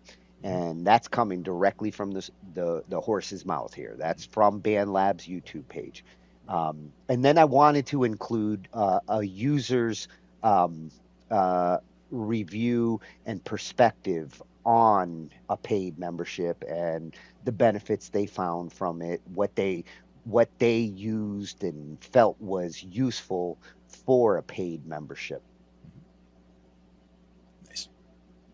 And then to get into the what's going on with Cakewalk, because last month, well, about a month and a half ago, they started hinting that there was going to be a free tier version of Cakewalk Sonar, which I'm glad that they considered and are doing that. Uh, it was kind of a tough sell to say, hey, Cakewalk's going from free to paid only. I'm glad that they're at least finding a middle compromise there, and you can actually get Sonar for free. It has some limitations, and that's what this video is gonna help to do, is explain uh, to some extent some of that and why the changes. It's coming from Creative Sauce. Mike, Yep. great to have you back in action, and great to have a topic where he is. The one who really got me back into Cakewalk. When I Yeah. jumped back into it, it was this channel that completely helped me to understand everything I needed to relearn Hmm. and to go forward with Cakewalk. And in such an informative and approachable way as well. Yeah, yeah. And this second Cakewalk video, this one goes a little further. It comes from Audio Tech TV, another channel that has really become like one of my go-to favorites for the reviews and the news. He's the one who kind of let me know that, like, hey, Cakewalk's gonna have a free tier. And when Cakewalk was actually moving to Sonar and all of that, this is where I got that news from. So, Audio Tech TV is going to talk about the limitations of the free Cakewalk Sonar and Next, because I wasn't even aware that Next had a free tier now too. And I'm glad that BandLab is doing that to help ease people into the products. And I think it's important to know where the limitations are. So I'm really glad I found this one. Yeah. And then we're going to Miss be Crystal. finishing off with Miss Crystal. The every artist and musician should know her by now. The legal music advice that you get from her channels. And it turns out she's got two of them. Yep. We were already following her on Top Music Attorney, but Hmm. she also has another mothership on YouTube with Delgado Entertainment Law. That's her law firm. And there's just as much, you know, good information and useful information on that channel. So, like, I got it from this channel so that way we can kind of show both her channels tonight in Nice. one fell swoop. Hmm. And what's awesome about this video is that she does go through that terms of service Right. and highlights all the important things that you can't ignore as an artist when you agree and sign up. uh, you really need to know what you're signing up for. She gives a fair assessment of it, totally looks at it both mainly as a lawyer. She gets through the legalese, but she also does it fairly. She's a musician herself. She knows what it means to sign away your musical rights, Right. and she really digs into those terms of service to find the legalese that's hiding in there. Yep. Find those nuggets that you need to be aware of. Yeah. Yeah, yeah. Ah, made sure I came in behind you. See, sneaky, sneaky. But you're still over there. But I am Happy to. ready to talk some IT. Yep. On Thursday. Got to do it. Yeah, and tonight we got a grab bag. Little bit of a couple of things. Mm-hmm. We're going to be starting with songwriting for a couple of videos, get these waggers, some tips on putting together their songs. And then we're going to go into gear whores Nice. because I Equipment. found, well, our wall and the channels that we have, I found some cool new gadgets. 2025 has been an awesome year for cool new instruments that totally look different. Nice. Always good to And see. and to finish, we're gonna go into some mix tricks. hmm I got a mixing video that's got some awesome advice on what you're listening to and sometimes what you don't hear and need to fix. Yep, exactly. Because there's always something to fix. Yeah. Yeah, and after the last week, we're still kind of recovering here after Ozzy. That was uh, this last week between the wrestling fans and the metal fans. Yeah, It was a tough week, for sure. Lots of loss. but you see a lot of celebration of of his music career and the influence he had. I'm seeing it everywhere right now. Yeah, for sure.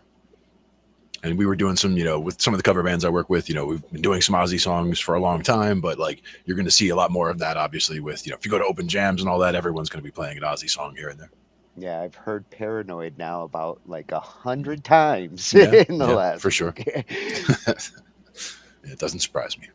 Oh, and we got the WAG rolling last week. Yep. We actually picked out the teams and the genres. hmm So they're cooking this week. Nice. And this weekend, we're going to start to hear some of what's been going on over there. Yeah, can't wait to see what they've been cooking.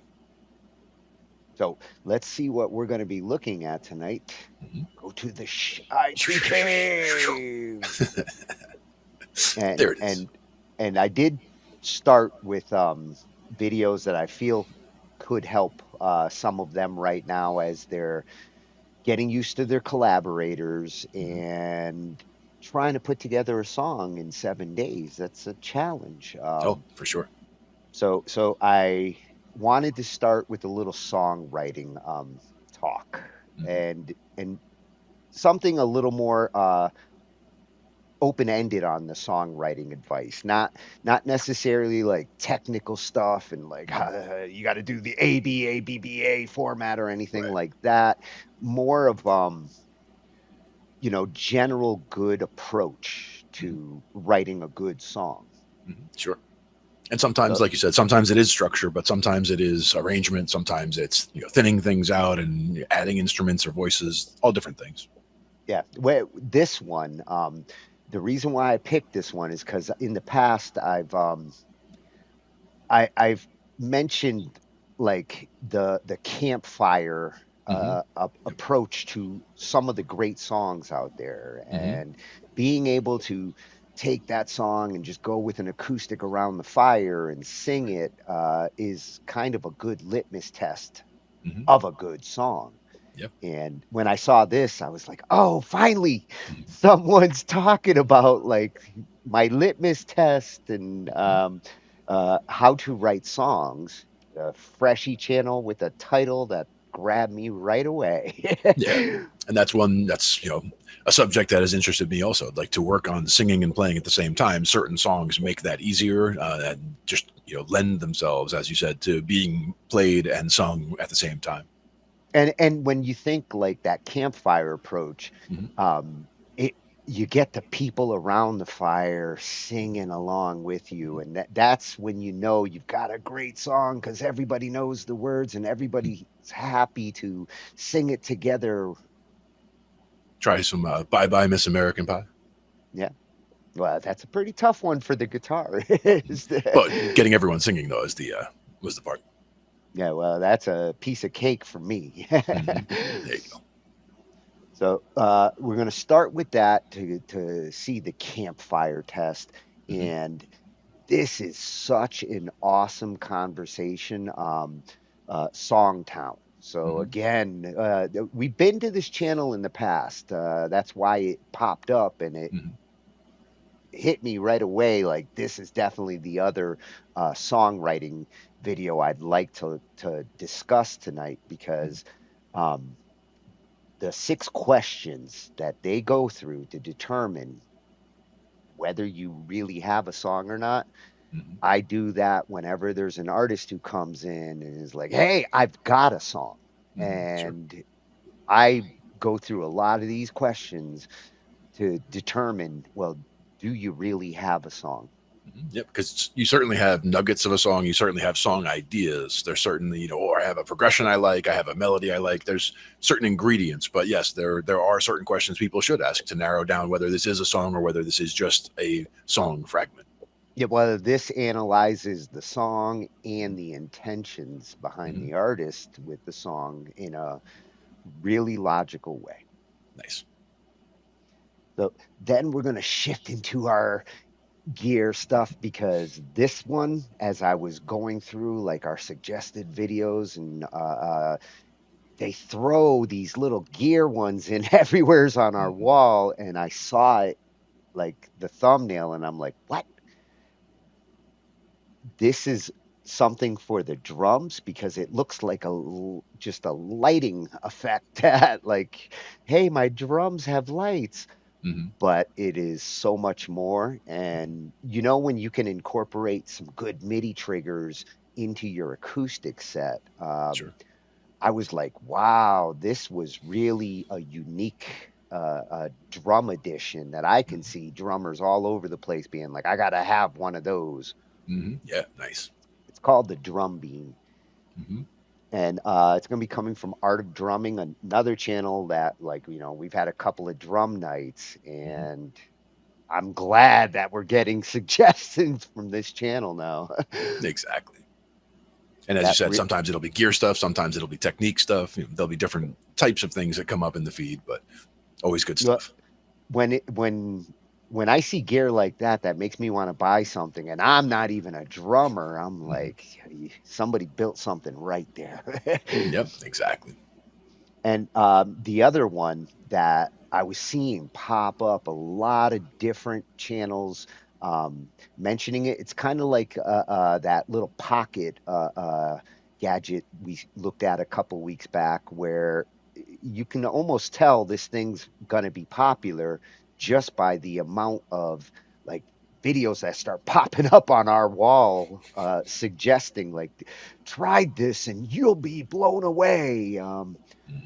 Uh, this is the Chord Cat, and it has, there's some approach to it that might be more familiar for those who tend to build their beats and their loops and arrange, with the 16 button kind of approach.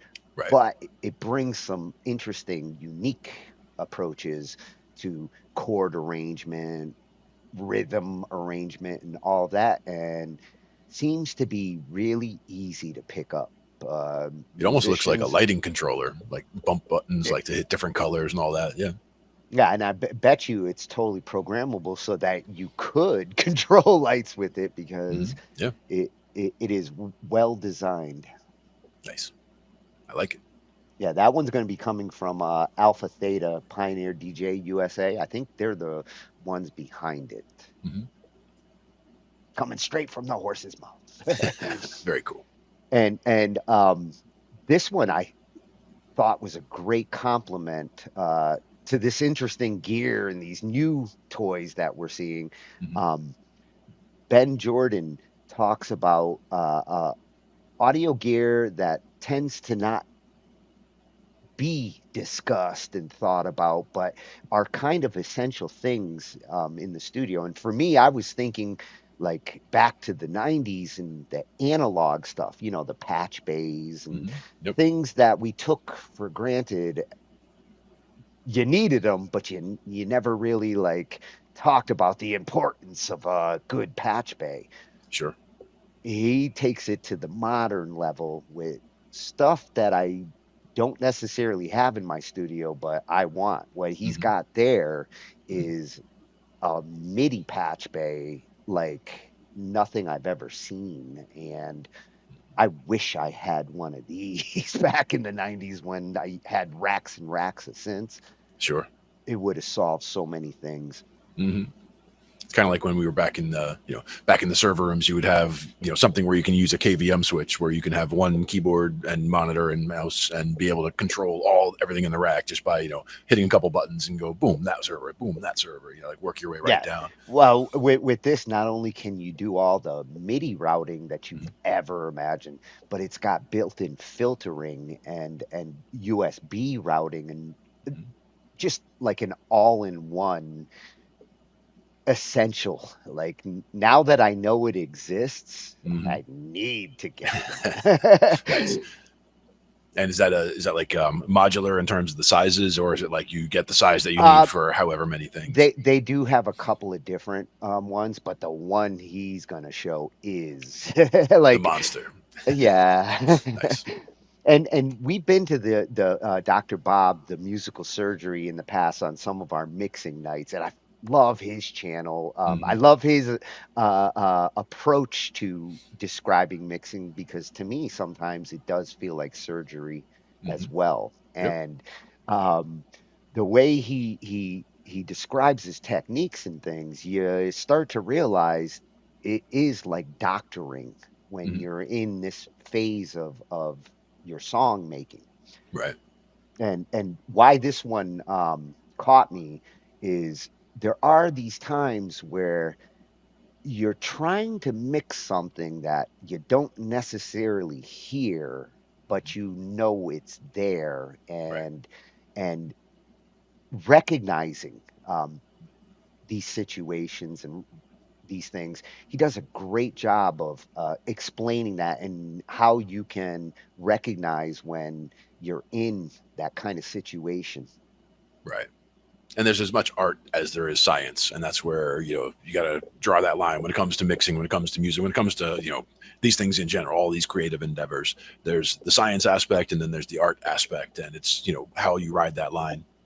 Yeah, and nowadays we mix as much visually as we do with our ears. So, sometimes you don't hear it, but you see it, and it's like, oh no, that's not supposed to be there.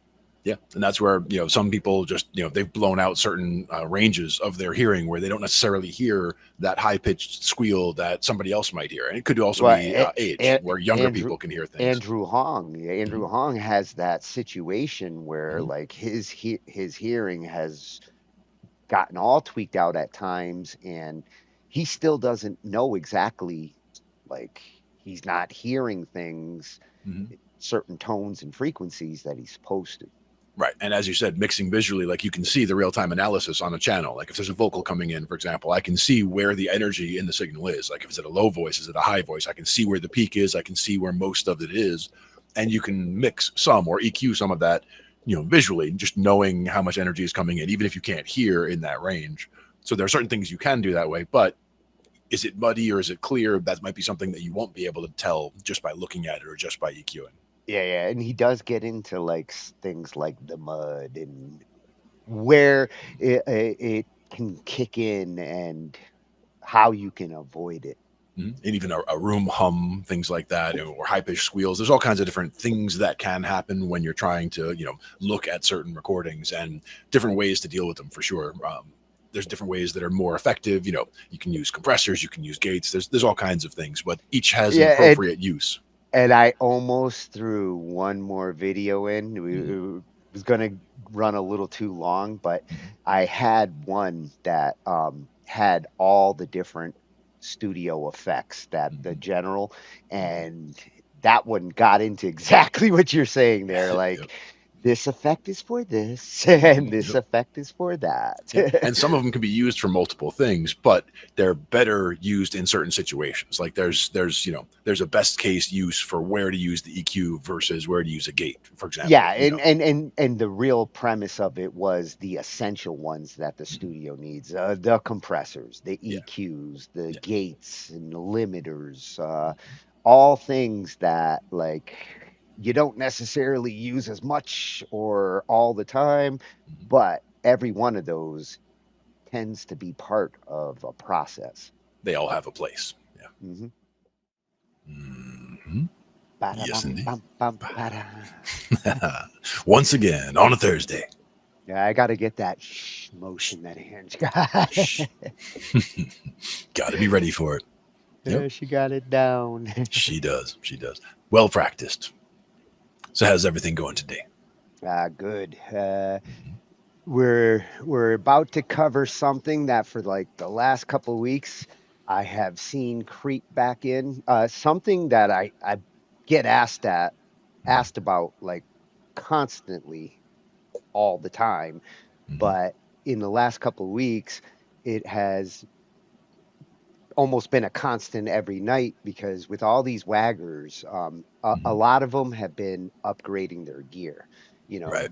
getting ready for the wag. They're upgrading their interfaces. Mm-hmm. They're getting plugged in. They're wanting to jam on the Zoom and Mm-hmm. Yep. running into the typical problems that you would run into when Mm-hmm. you first plug in a new audio interface and you're trying to get that ASO music over Mm-hmm. to Zoom. It it it's a little bit of a challenge Yeah. getting a new interface set up. Mm-hmm. Definitely. And that's where, seeing some of the different interfaces, seeing how to troubleshoot, seeing the process is important. So that's why we're going to look at some of that. Yeah, and in some cases, understanding the differences between standard audio when Mm-hmm. it comes to like Windows versus audio driven audio, where that's where you start to get into things like Wasapi Mm-hmm. and ASO, and we're going to be talking about some of these driver standards for audio tonight, Right. so that we can understand a little more about why the audio doesn't always port over to Mm-hmm. Zoom smoothly. And some of the things you can do about it. Yeah, yeah. Well, there are things you can do about it. Mm-hmm. That's sometimes the toughest thing to explain Mm-hmm. because I'll get this user who does try some things and can't get it to work and eventually throws their arms up and says it doesn't work. It's Mm-hmm. impossible. Right. And it's not that it's impossible, it's that it sometimes gets complicated to get it to work. When you are dealing with professional audio equipment and Windows, you will start to deal with different audio settings than you normally would. Mm-hmm. As a test one of these days, a slightly tangent topic here. We should ask one of the AIs about, like going into a troubleshooting scenario like that, like start presenting an AI with a troubleshooting scenario and see what kinds of steps it suggests. I'm actually curious because that kind of leads into like the first couple. Let's go to the IT cave. I'll show you. Nice. Ooh, flip me around. There you There go. we go. And the the first couple really are more troubleshooting centric. Mm-hmm.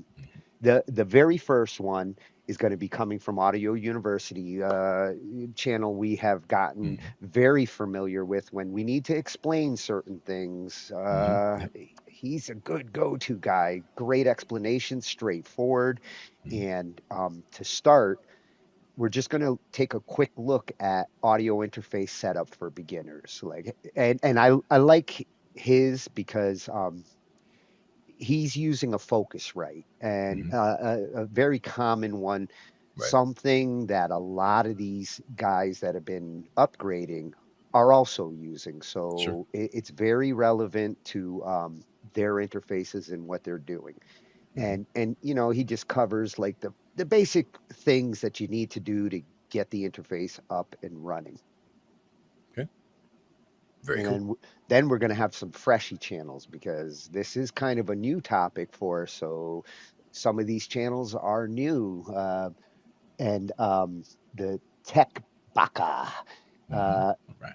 with this one, it gives four possible things that could help when you first plug that audio interface in, and a lot of times you might get a little bit of crackling, popping, weird noises that you don't want to have in your music, and in some cases you just don't want to have at all. It's annoying. Right. And this one has four suggestions that are really good to know, especially with Windows, whether it's Windows 10 or 11. There's slight differences with the sound settings in Windows 11, but for the most part, everything they talk about here is relevant to both. Nice. And I brought this one in because sound speeds, he takes a different approach to troubleshooting this kind of problem, one that actually I would do. Like, when you're troubleshooting and you, the best way to troubleshoot is to isolate. Isolate Yep. as much as you can to narrow in on where potential problems are happening. Isolate and simplify. Yep. Yes, and I liked his suggestion, so I wanted it included as a complement to those four suggestions, because this would probably be the approach I would take if I was dealing with that situation where, in his case, he's moving from one machine to another. He's taking all his audio hardware and porting it over to the new machine. So he already knows like the hardware works, and he's already had it set up in one. Right. And when he moves it to the new one, runs into this problem and takes a very creative approach to isolating where the problem is. Nice. And then after we kind of sort out the troubleshooting and how to deal with those clicks and pops and get everything smoothed out, uh, we need to talk about ASO. That is the one where, when I've got these new musicians who are just getting audio gear for the first time and getting it set up in their DAWs, on the Windows side, if you don't understand what ASO is, and you're trying to make music with your computer, you're missing a key ingredient in setting up your audio. Understanding the importance, for sure. The understanding of, the difference between the modes and when you need to use each, for sure. Yeah, yeah, and that one's going to be coming from Zane over at Audio Tech TV, another one that become a go-to for me when I need to explain these complicated things in the Yeah. easiest way. Absolutely. And then once we do understand ASO, the big problem that we've been tackling the last couple of weeks with all these WAG musicians who want to get their instruments into the Zoom from their DAWs, which are in ASO mode, routing ASO to get it to work in something else. Because the one thing you're going to learn with ASO is it's exclusive. When your DAW is in ASO mode, that sound card can't be shared with other programs. So in order to get that audio out of that DAW into other programs, we need to learn about some of these options. And um, I'm familiar with all of these. I've tried actually a couple of them in other variations, but here they're going to talk about ASO for all, one of the most common ones, but also one of the biggest culprits of problems, especially with setup. Um, ASO ProLink, that's a new one for me. So I'm curious to see how that and ASO for all compare with each other. And the last one is VB Audio Matrix. Right. And the VB cables, we are familiar with that. We Right. actually covered that on another night. Um, uh, Looks like they now have this new program tied to the VB cables called Audio Matrix. So haven't gotten to check that out yet. So that's a nice way to see where VB cables is going, because that's one of the better choices. For sure. Yeah, and Eric Taylor is going to be giving us that one freshy. Nice. And to just kind of piggyback off of those choices. One that you turned me on to, and I'm glad you did, because um, it's actually useful even if you don't need to do fancy routing. Just for like managing, your situation and some of the others where like you've got audio coming from a game, you've got Zoom going, you want to be able to actually mix your different audio signals or route them to different headphones or speakers. Yep. And trumpet Ear is trumpet. Yep. ear trumpet is one Hmm. of these hidden gems on the Windows side. Yeah. Microsoft actually makes it, Mhm. but yet they don't include it out of the box with Windows, and they really should, because their mixer is extremely limited. Yeah. This And ear trumpet it is very, very straightforward. Yeah. Yeah, this is the mixer that they should have had in Windows all along, Yeah. Agreed. and And I was that's what saying you. before, even that it seems like Windows has gotten better over time with how it deals with the audio routing, but still, it's still clunky and it's still a source of issues. And ironically, with Windows 11, it's actually getting more confusing because there's a Windows API now in Windows 11 that deals with the sound differently than it did with 10. So when it comes to grabbing audio from applications and controlling them, 11 does it a little differently than 10. Right. That one's going to be coming from Tech Tutor Plus, Nice. and um, the last one is kind of just nice feature after we've learned all of this. Um, White Sea Studios. I've actually been to this channel with my regular YouTube Hmm. and visit him for a couple of different videos, but it's his debut on Talkin Shhh IT.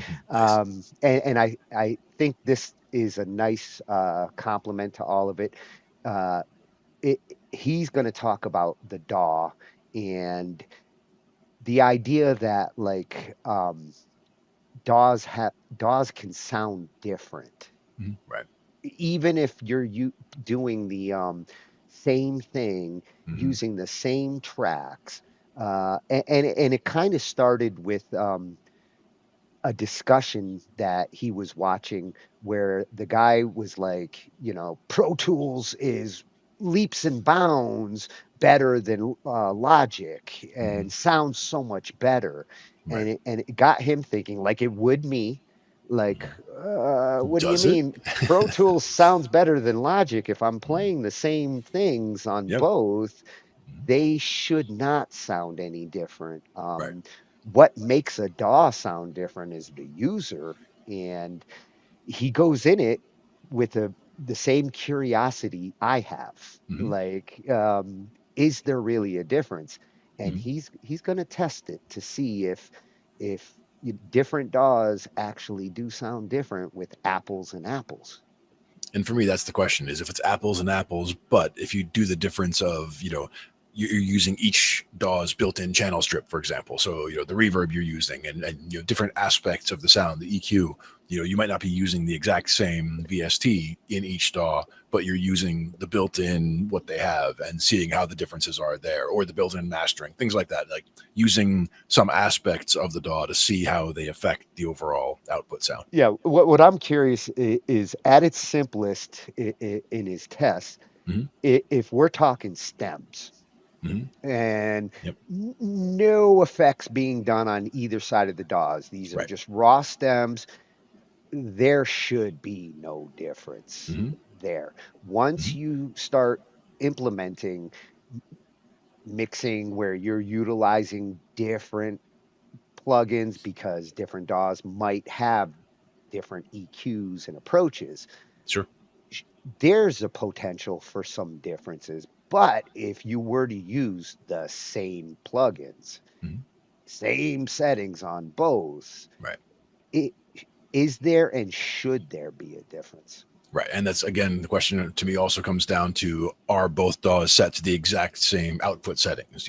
Because there's, differing configurations of what you're going to get in an output file from somewhere. Yeah. And we are like scientists. We like control subjects Hmm. and Yes. and things to actually be apples and apples. That's right. No And offense, Windows.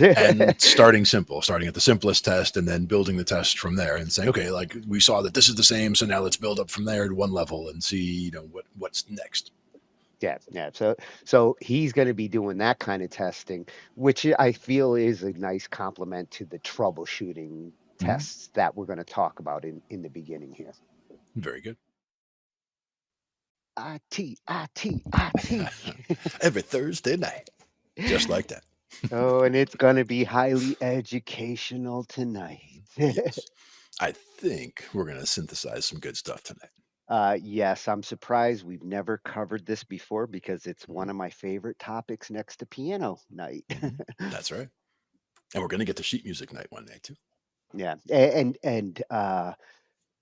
when it comes to synthesizers,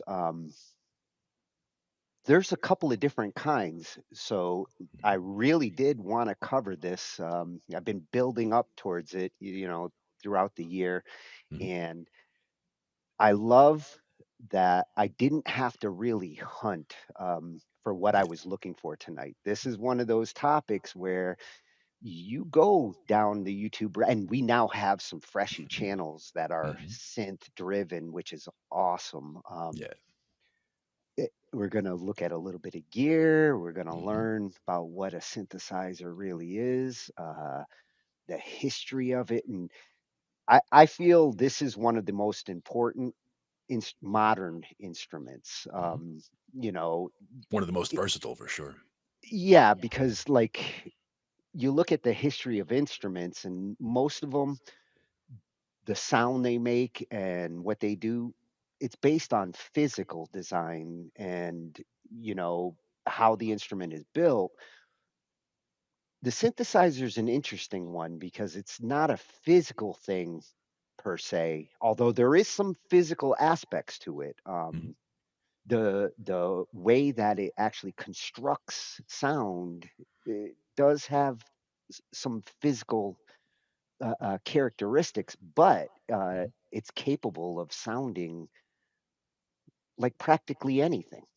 And that's the thing is there's so much, art and science involved, and you don't have to know all the science to make the art. But at the same time, if you appreciate both, it really does kind of stand out. Because even when we talked about those early keyboards that we had, like the CZ1, something where you can really edit the waveforms and you can start with a square or a sawtooth or whatever and really build an entire sound out starting from there and make it sound like anything from a helicopter sound to a trumpet to whatever. Like you can get the kind of sound you're looking for just by tweaking a little this way and a little that way with all the different parameters.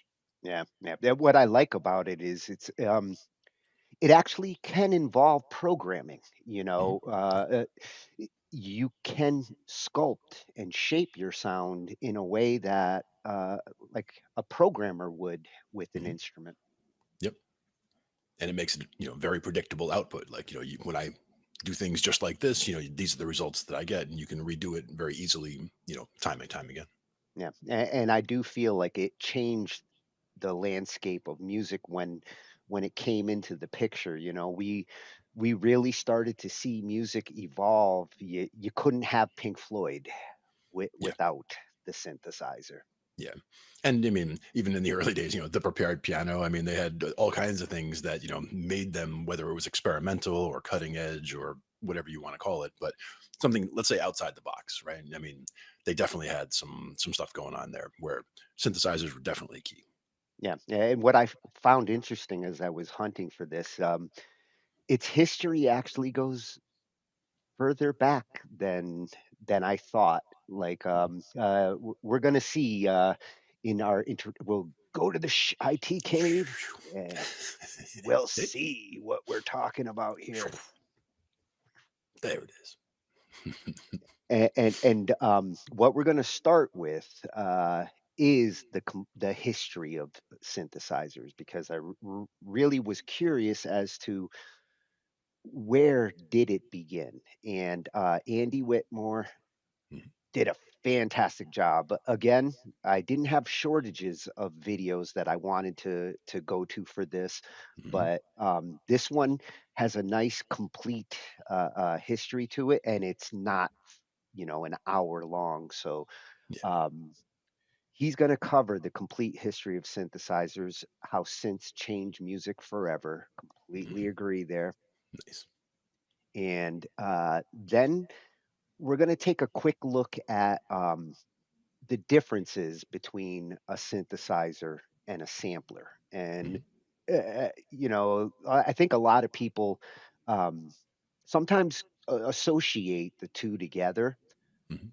but there are differences. There is a form of synthesis that incorporates sampling along with waveform editing to do things, but synthesis and sampling are two different beasts. Mhm. Yeah. And I mean, one is kind of more copycat and one is kind of more from the ground up reproduction, right? yeah, yeah, and Studio Pros Freshy channel, Mhm. awesome. Again, I had a couple of different videos that I could have chose here. Oh, yeah. This one did the best job of explaining those differences. Mhm. Nice. And then once we know those differences, we've got to learn the different types of synthesis that are available. Mhm. And for the most part, there's four that are important to understand. Sounds good. Love the name of the channel. Uh, Nice. does a good job of explaining this. Mhm. I like it. Yeah, every type of synthesizer explained. There's a few that are could be mentioned, but the the newer types of synthesis still rely on these base types of synthesis. Sure. Like subcategories almost. Yep, and then we're gonna have a twofer here with Dr. Mix. Mhm. Nice. Love that channel. We've been there for some of our mixing Mhm. videos and discussions, Yep. and he does an awesome job of covering the 7 greatest moments in synthesizer history. Nice. And I had to get this one in here because one of them, number 6, is to me the reason why I got into synthesizer. Mhm. The last couple of weeks we'd been looking at some different videos and they'd mentioned Wendy Carlos. Mhm.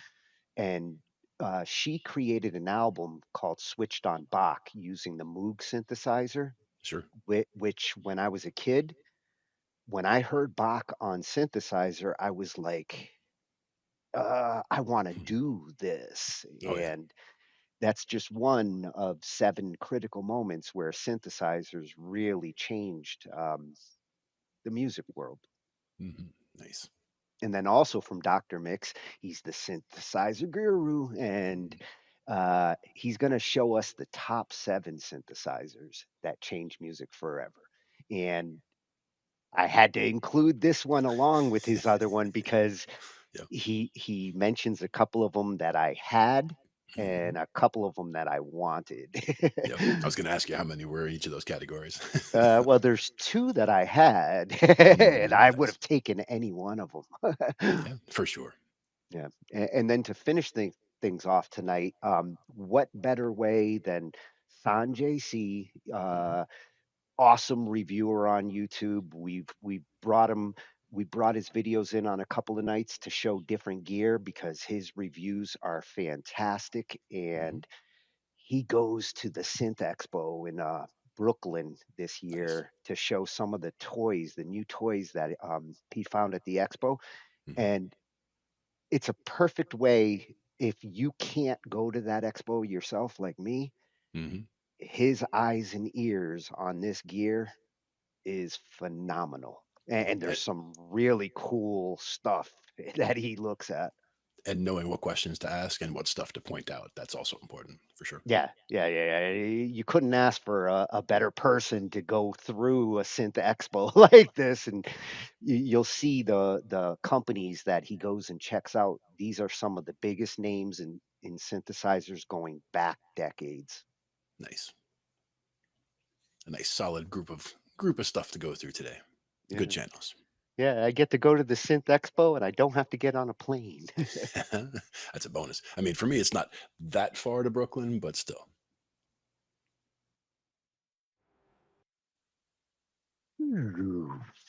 Bam. Just like that.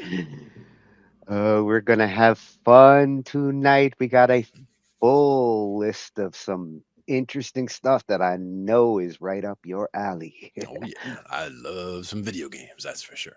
And what's going to be interesting about this, because we did have a game night earlier in the year, but Mhm. it really was just more on like the PC side of gaming. Um, Tonight we're going to be focusing more on consoles, Nice. Very but nice. Mhm. specifically a new console that feels like a gaming PC, Mhm. which is why I kind of had to cover this because the last Yeah. couple of weeks, there's been a lot of noise out there about Valve Mhm. and Steam and how they are going to kind of like course correct where consoles are right now. Mhm. The Steam machine. Yeah, yeah. I've been wondering, I've been asking for like the last year, year and a half, where consoles are going, between the current Xbox and the PlayStation 5 has, been a big success, really settled in. But what next? Like, seeing like where they're at and wondering where can they go with the next generation of consoles that they plan on coming out with. The PS6 sounds interesting, and we're going to take a little look at that. But Xbox was the one that I was starting to wonder, where do they go from where they were at? And I think Valve might have kind of made Microsoft like rethink and lit a fire under their ass. At this point, Microsoft's gonna have to rethink their console strategy a little bit. Mhm. Yeah, and that's the thing is I was all in on the consoles for many years. I mean, from PlayStation 1, PlayStation 2, PlayStation 3. I did only have one Xbox over the years, and that was the 360. So that's when I jumped in on that side. But at that point, I had the Xbox and the PlayStation, and I was doing a lot of both games as well as PC games. At this point, I haven't used the consoles in a while, and I've just been doing everything on the computer. But also, I have we talked recently about doing a Raspberry Pi for like an arcade emulation machine, and I've done that as well. So I have a small Raspberry Pi that has all the old consoles and things on it. So if I have that retro, um, you know, want to go look at some retro games or whatever, I can just go hit that up for elevator action, for example. Like go hit that Yeah, up yeah. on Now you the got Raspberry the Pi. space to store it. I do because I just got myself a new drive. So I just got, upgraded my storage. I only had 1 terabyte in the machine when I got it because I knew I was going to upgrade storage anyway. But it's a fast drive that was in there. So left it there and just went and got myself another 24 terabytes and dropped it in. So that'll be nice. Yeah, Be able to put for some. what'd you say, about $250? That's Yeah. a Yeah. sweet spot for Yeah. us. You went from a tiny house Hmm. to a massive mansion. Yeah, I was telling him I took. I had the games that I had on the machine because I'd put probably 500 gigs worth of games. About half the drive was filled with games that I had been just testing out or ones that I wanted to try on the new hardware because it's got an RTX card, so it's got it's got the graphics capabilities to do what I need to. But the idea was to only put some games on there. Most of them I just tried out, and some of them I just installed but never even looked at. But taking that 500 gigs off of there, that's half of that drive is now 2% on my other drive. So it's like, okay, good. Now I've got Well, lots and of space. you're finally gonna really get to test that RTX card now. Exactly. So now I can, like you were saying, I can just install, I can just go through my Steam library, go through my Epic Games library, and just like install everything that I want to. I already went through and favorited a bunch of things from one, like, oh, that looks interesting. Oh, that looks good. I remember hearing about that one, all that kind of stuff. One of the ones I also got recently was Crisis 3 is one that I'd played way back when as a testing the physics and testing the graphics hardware at the time, because that was one that was definitely cutting edge for the time when it came out. they remastered it now to take advantage of RTX cards, and I got to see what that looks like. So Yeah, I yeah. grabbed that. There's been a couple of them over the last 6, 7 months that really are starting to utilize some of the new features with the RTX. Yeah. And I see that when even just doing my NVIDIA updates, it tells you, hey, new features added for, and they specifically break out the games that individually and what things they modified or changed for it. Yeah, I swear my NVIDIA updates at least once a week, if not even more frequent. Yeah, and you can set it to do it automatically. You can set it to do it only when you ask it to. I mean, that's usually I do it. I always do those kinds of things when I ask it to, because I don't want things to change in an unpredictable way between if I'm doing raids or if I'm doing whatever. If I have specific video game things I want to do, I want to make sure that the machine is in the state that I left it in. Last time I looked at it. So I'll go do the updates when the time comes. Yeah, the update frequency, it depends whether you're using the studio updates or the gaming updates, because this one I do the gaming updates, and that one, my music machine, I do the studio updates. Don't see as much on the studio as you do the gaming one. Anytime a new game comes out, they pretty much throw a new update up. Yeah. And even just a new game is in testing, like that, somebody from the testing had, reported something. So they already fixed something that, could potentially be a problem before it even becomes a problem. I like that they do updates that often for that reason. Yeah, although every once in a while the update is to fix the things that they last update Yeah, messed up. they've gotten pretty good at doing updates so often, and having it all work out just fine. Like not a lot of total fail updates from NVIDIA that I've seen. Yeah. Well, it's a lot better than it used to be. Yeah, much improved. Good stuff. Let's take a look and see what we got in the lineup. Yeah. One thing I do like about console versus PC is that the console, it does give you that whole stock car racing kind of a thing where you know what hardware someone has. Like you don't have to guess, okay, what processor do you have? What memory do you have? Is everything compatible? Like, you don't have to worry about all the different variations of things that people could have, because they have the PlayStation, which is this, or they have, the Xbox, which is that. There's a very set hardware profile that they know about at that point. That's one of the things that's a big variable for PC gaming. I fixed the title. Nice. The Shh I.T cave needs to be named properly. Because now we're there. And you also have to turn around. Where is it over there? Oh, yeah. Flip me. There you go. Much better. So it wasn't hard to actually find what I was looking for tonight. The trickier thing was actually like deciding which coverage for the things we're going to look at, because there are so many great channels when it comes to the gaming channels. And surprisingly, we don't have a lot of them in our YouTube yet, but I kind of borrowed a few of them from my YouTube to get over to here. So we got some freshy channels for sure tonight. Nice. Which means we'll be seeing more of this gaming news in our feed now. All right. But the important one, the reason why I went with this tonight was the last couple of weeks with Steam's announcements of some of the new equipment that they're rolling out. It's got the console market all in a tizzy. Everybody's talking about this Steam machine that they're rolling out. They still haven't announced exactly where the price point is going to be. So you've got like tons of channels all speculating and kind of telling Valve, like, make this like $4.99, $5.99, and I'm getting one.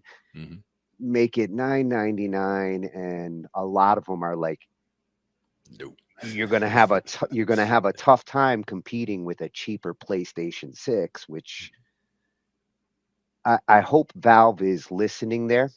Obviously, given the specs that I've heard on what's going to be in the machine, they do have to price it reasonably to at least make somewhat of a profit. I don't think that they're going to do like, Microsoft and Sony did in the past and take a loss to get the consoles out there. That would be a little unrealistic. But if they can keep it in the $700 range or lower, the fact that so many gaming channels are all excited about it and want to get their hands on it, that price point is going to be the thing that will bring mass adoption for them. Yeah. And in a lot of cases, again, it is a game device. It is for the games. Like if you're a person who does PC stuff outside of the games, you might look at it and say, "Do I want to spend $1,000 on a game specific thing and also have a PC for things that I have to do, or just do it all on a PC?" That's kind of so the market that they're going for is the person who just wants that dedicated console. Yeah, and considering what Steam brings to the console table, part of that market, I think they're trying to give some of those people who do want to have a Windows machine but don't necessarily want a Windows machine. Right. They want it for gaming. They just don't want to deal with the complexities of a simple Windows machine. You can run Windows on this thing, and I think that's going to be a big deal for some of the gamers. And the ones who like you tend to play PC games where you need a keyboard, the use of a mouse for certain games, that's a big deal. Whereas the console games tend to cater, to a different type of gamer. Yeah, I I think always change keybinds in almost any game I do, just because I'll see how it's set up. But I mean, I have pretty big hands, so like the way things are set up a lot of times is too crunched. So like I'll spread things out, or change keybinds to just make it so that it makes sense for me. yeah. Hopefully, if Valve gets this right, they'll offer the best of both worlds. The gamers who really want those PC style games, be able to use PC style controls, it'll be available to them. And the ones who want that console convenience, plug and play, ready to go, if they can balance that properly, it does open up a real competitor between the Xbox, PlayStation consoles. Yeah, absolutely. And I don't even know what Nintendo is going to be like thinking at this point, but um, it's going to be interesting. 2026, when it comes to gaming, it is going to be changing a lot more than it has the last couple of years. Yeah. And I mean, we're almost at the point where you could just go, ask it an AI chatbot, "Hey, write me a game about this or that," and make your own custom game just on the fly. So, I mean, we're not far from that. But, at that point, again, that's not something that's studio and, massively online and all that kind of thing. So there's a lot of things that are, missing from that experience if you do it that way. Well, the first thing we're going to look at is this announcement from Valve that they put out, last week, and it's going to show three different products that they're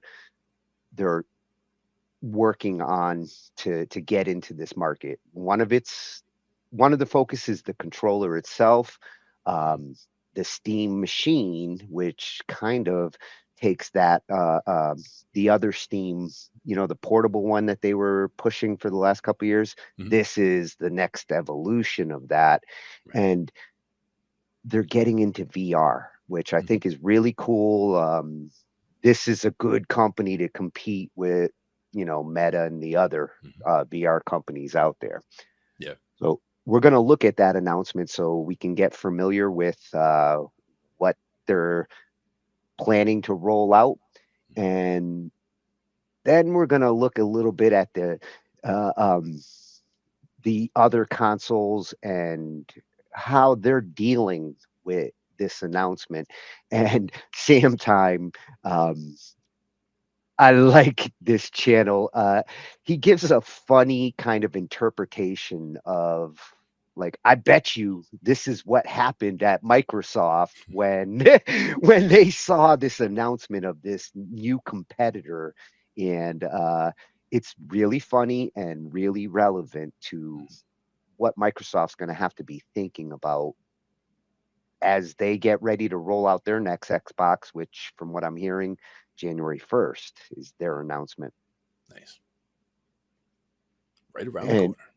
Then another freshy channel for us, but he's not just a guitarist, he's also a gamer. And Colt Eastwood, he's going to get more into the comparison with the Xbox, the approach that they're going to be taking in the future, which is real interesting. I think Microsoft isn't just sitting on their laurels to deal with this. Um, there might be a bunch of different Xbox or Xbox clones from what I'm gathering. Looks like they might be opening up the ecosystem to different hardware vendors. So if you see an Asus Xbox next year, don't be surprised. There you go. Yep. Getting out from that stock car racing. Yeah. And then TCMF Games Official can't ignore Sony in all of this. I still think right now Sony's in the best position as far as the consoles go, especially with some of the games that they have planned coming out next year. I've seen some previews of Wolverine that Nice. between Wolverine and Grand Theft Auto 6, like PlayStation's still in great shape. Sure. Especially, it was my favorite for many years, PlayStation. Yeah, if those games are exclusive over there, even for a little while, that can make a big difference. Yeah. And then after we look at those console comparisons, I started thinking about the technology behind the equipment, especially now that we're looking at like a console that is a PC in a console box. Right. And USB. I mean, you remember how confusing it was going from USB 1 to USB 2 to USB 3 and oh, what's the difference between the blue tongue and the black tongue and USB 1 and turns out like the latest USB generations going into 3 and USB-C, they're more complicated than I thought. Sure. And I assume that Thunderbolt and USB-C were pretty much the same thing because they use the same plug. They're not. And I think it's important to actually understand that, not just for the console side, because these new consoles in the future, chances are they're going to be taking advantage of these newer technologies, whether you're dealing with a Thunderbolt device or a USB C or USB 4, which is now out. I think it's going to be important for people to know what they actually have and pay attention to your cables, especially because even though you can plug them in, they got the same plugs, the cables don't have the same performance. Yeah. I always loved the original USB. The fact that you would plug it in wrong twice. Like you plug it in and it doesn't fit, so you flip it over. You plug it in, it still doesn't fit, so you flip it over again. Now it fits. It's like how did it not fit the first time? I've actually had clients that I had to deal with broken USB ports because they're so damn stubborn that like make it fit, and they would break their USB ports trying to plug it in wrong. Yep. Seen Like, it before. there's a reason why it doesn't fit. It's trying to stop you. Yeah. And then after the USB specs, we're going to take a look at Bluetooth 6 because at this point, it's out there. Devices are starting to get sold that are starting to support it, specifically headphones. They're trying to finally get a Bluetooth that I don't know if musicians per se are necessarily gonna like accept the speed and the spec, but people who audiophiles, the people who like to listen to music and want that wireless with Bluetooth headphones, this new USB or Bluetooth 6 might finally be at that point where you can hear true uncompressed audio that doesn't sound all mushy and has latency. We'll see what Superstar Review does, what it says. And then to finish things off, I just installed the Wi-Fi 7 router last night. We upgraded. It's got a mesh network, so I've got 2 satellites, can get 6,000 feet of coverage. So I can now go out to the barn and get an internet connection. And I, right off the bat, as soon as I had it set up, I started doing speed tests across different machines, wired, wireless, to see how this router is like improving our situation. And my uploads especially noticed a big difference, 4 or 5 times improvement over the speeds that I was getting before. Yeah, and uploads where it's going to be key, because that is where you're bottlenecked the most, I'm sure. Yeah, and I do a lot of uploading between, like, pushing things to Restream or pushing things to YouTube. It's the uploading side that I really needed the improvement. The downloads seem to be the same as they were before. With our we had the Wi-Fi 6 AX. It didn't really change the downloads too much, but significant difference on my uploads. Sure. Yeah, and this one's going to be coming from Ultimate Tech Hub, another freshie, a tech channel. Like, thank God we get to cover some of this tech. We get fresh channels. Gotta love it. Get some good feeds in there. And I did have 2 videos at first for the Wi-Fi 7. One that was specifically to explain, the specs of it. But I chose this one instead because not only does he explain the same things that the other one did, but he does a good job of saying proceed with caution with Wi-Fi 7, because there are some obstacles to overcome. So before you go running out and grabbing a $500 Wi-Fi 7 router, you should take a look at this. Yep. Nice. And nobody talks about it, but we will. Right. Good plan. Yeah. We cover digital audio workstations and music tools. We explore theory, gear, and MIDI too. How to arrange, compose, and the art of arranging. Taking a look at AI and how the times have changed. On a PC or a Mac, and even with a mobile device, we'll be talking about it all every Thursday night. From software to plugins and synths that entice. Dive deep into tech and let creativity take flight. Talkin IT. We're talking IT. Come and join in and have some fun. It's highly educational with a lot to learn. From bedroom producers to seasoned pros, we're breaking it down so knowledge grows. Whether you're a DJ or a beat making wizard, we got the tips and tricks to make your sound sizzle. Mixing and mastering, that's our jam. With the tutorials and tips on how much RAM. Get the best quality from your setup and gear. Tune in every week and lend us your ear. We're talking IT. Come and join in and have some fun. It's highly educational with a lot to learn.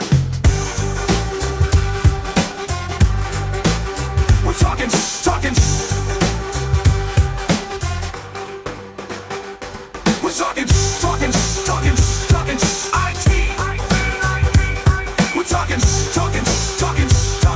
IT. Every Thursday night on Angified.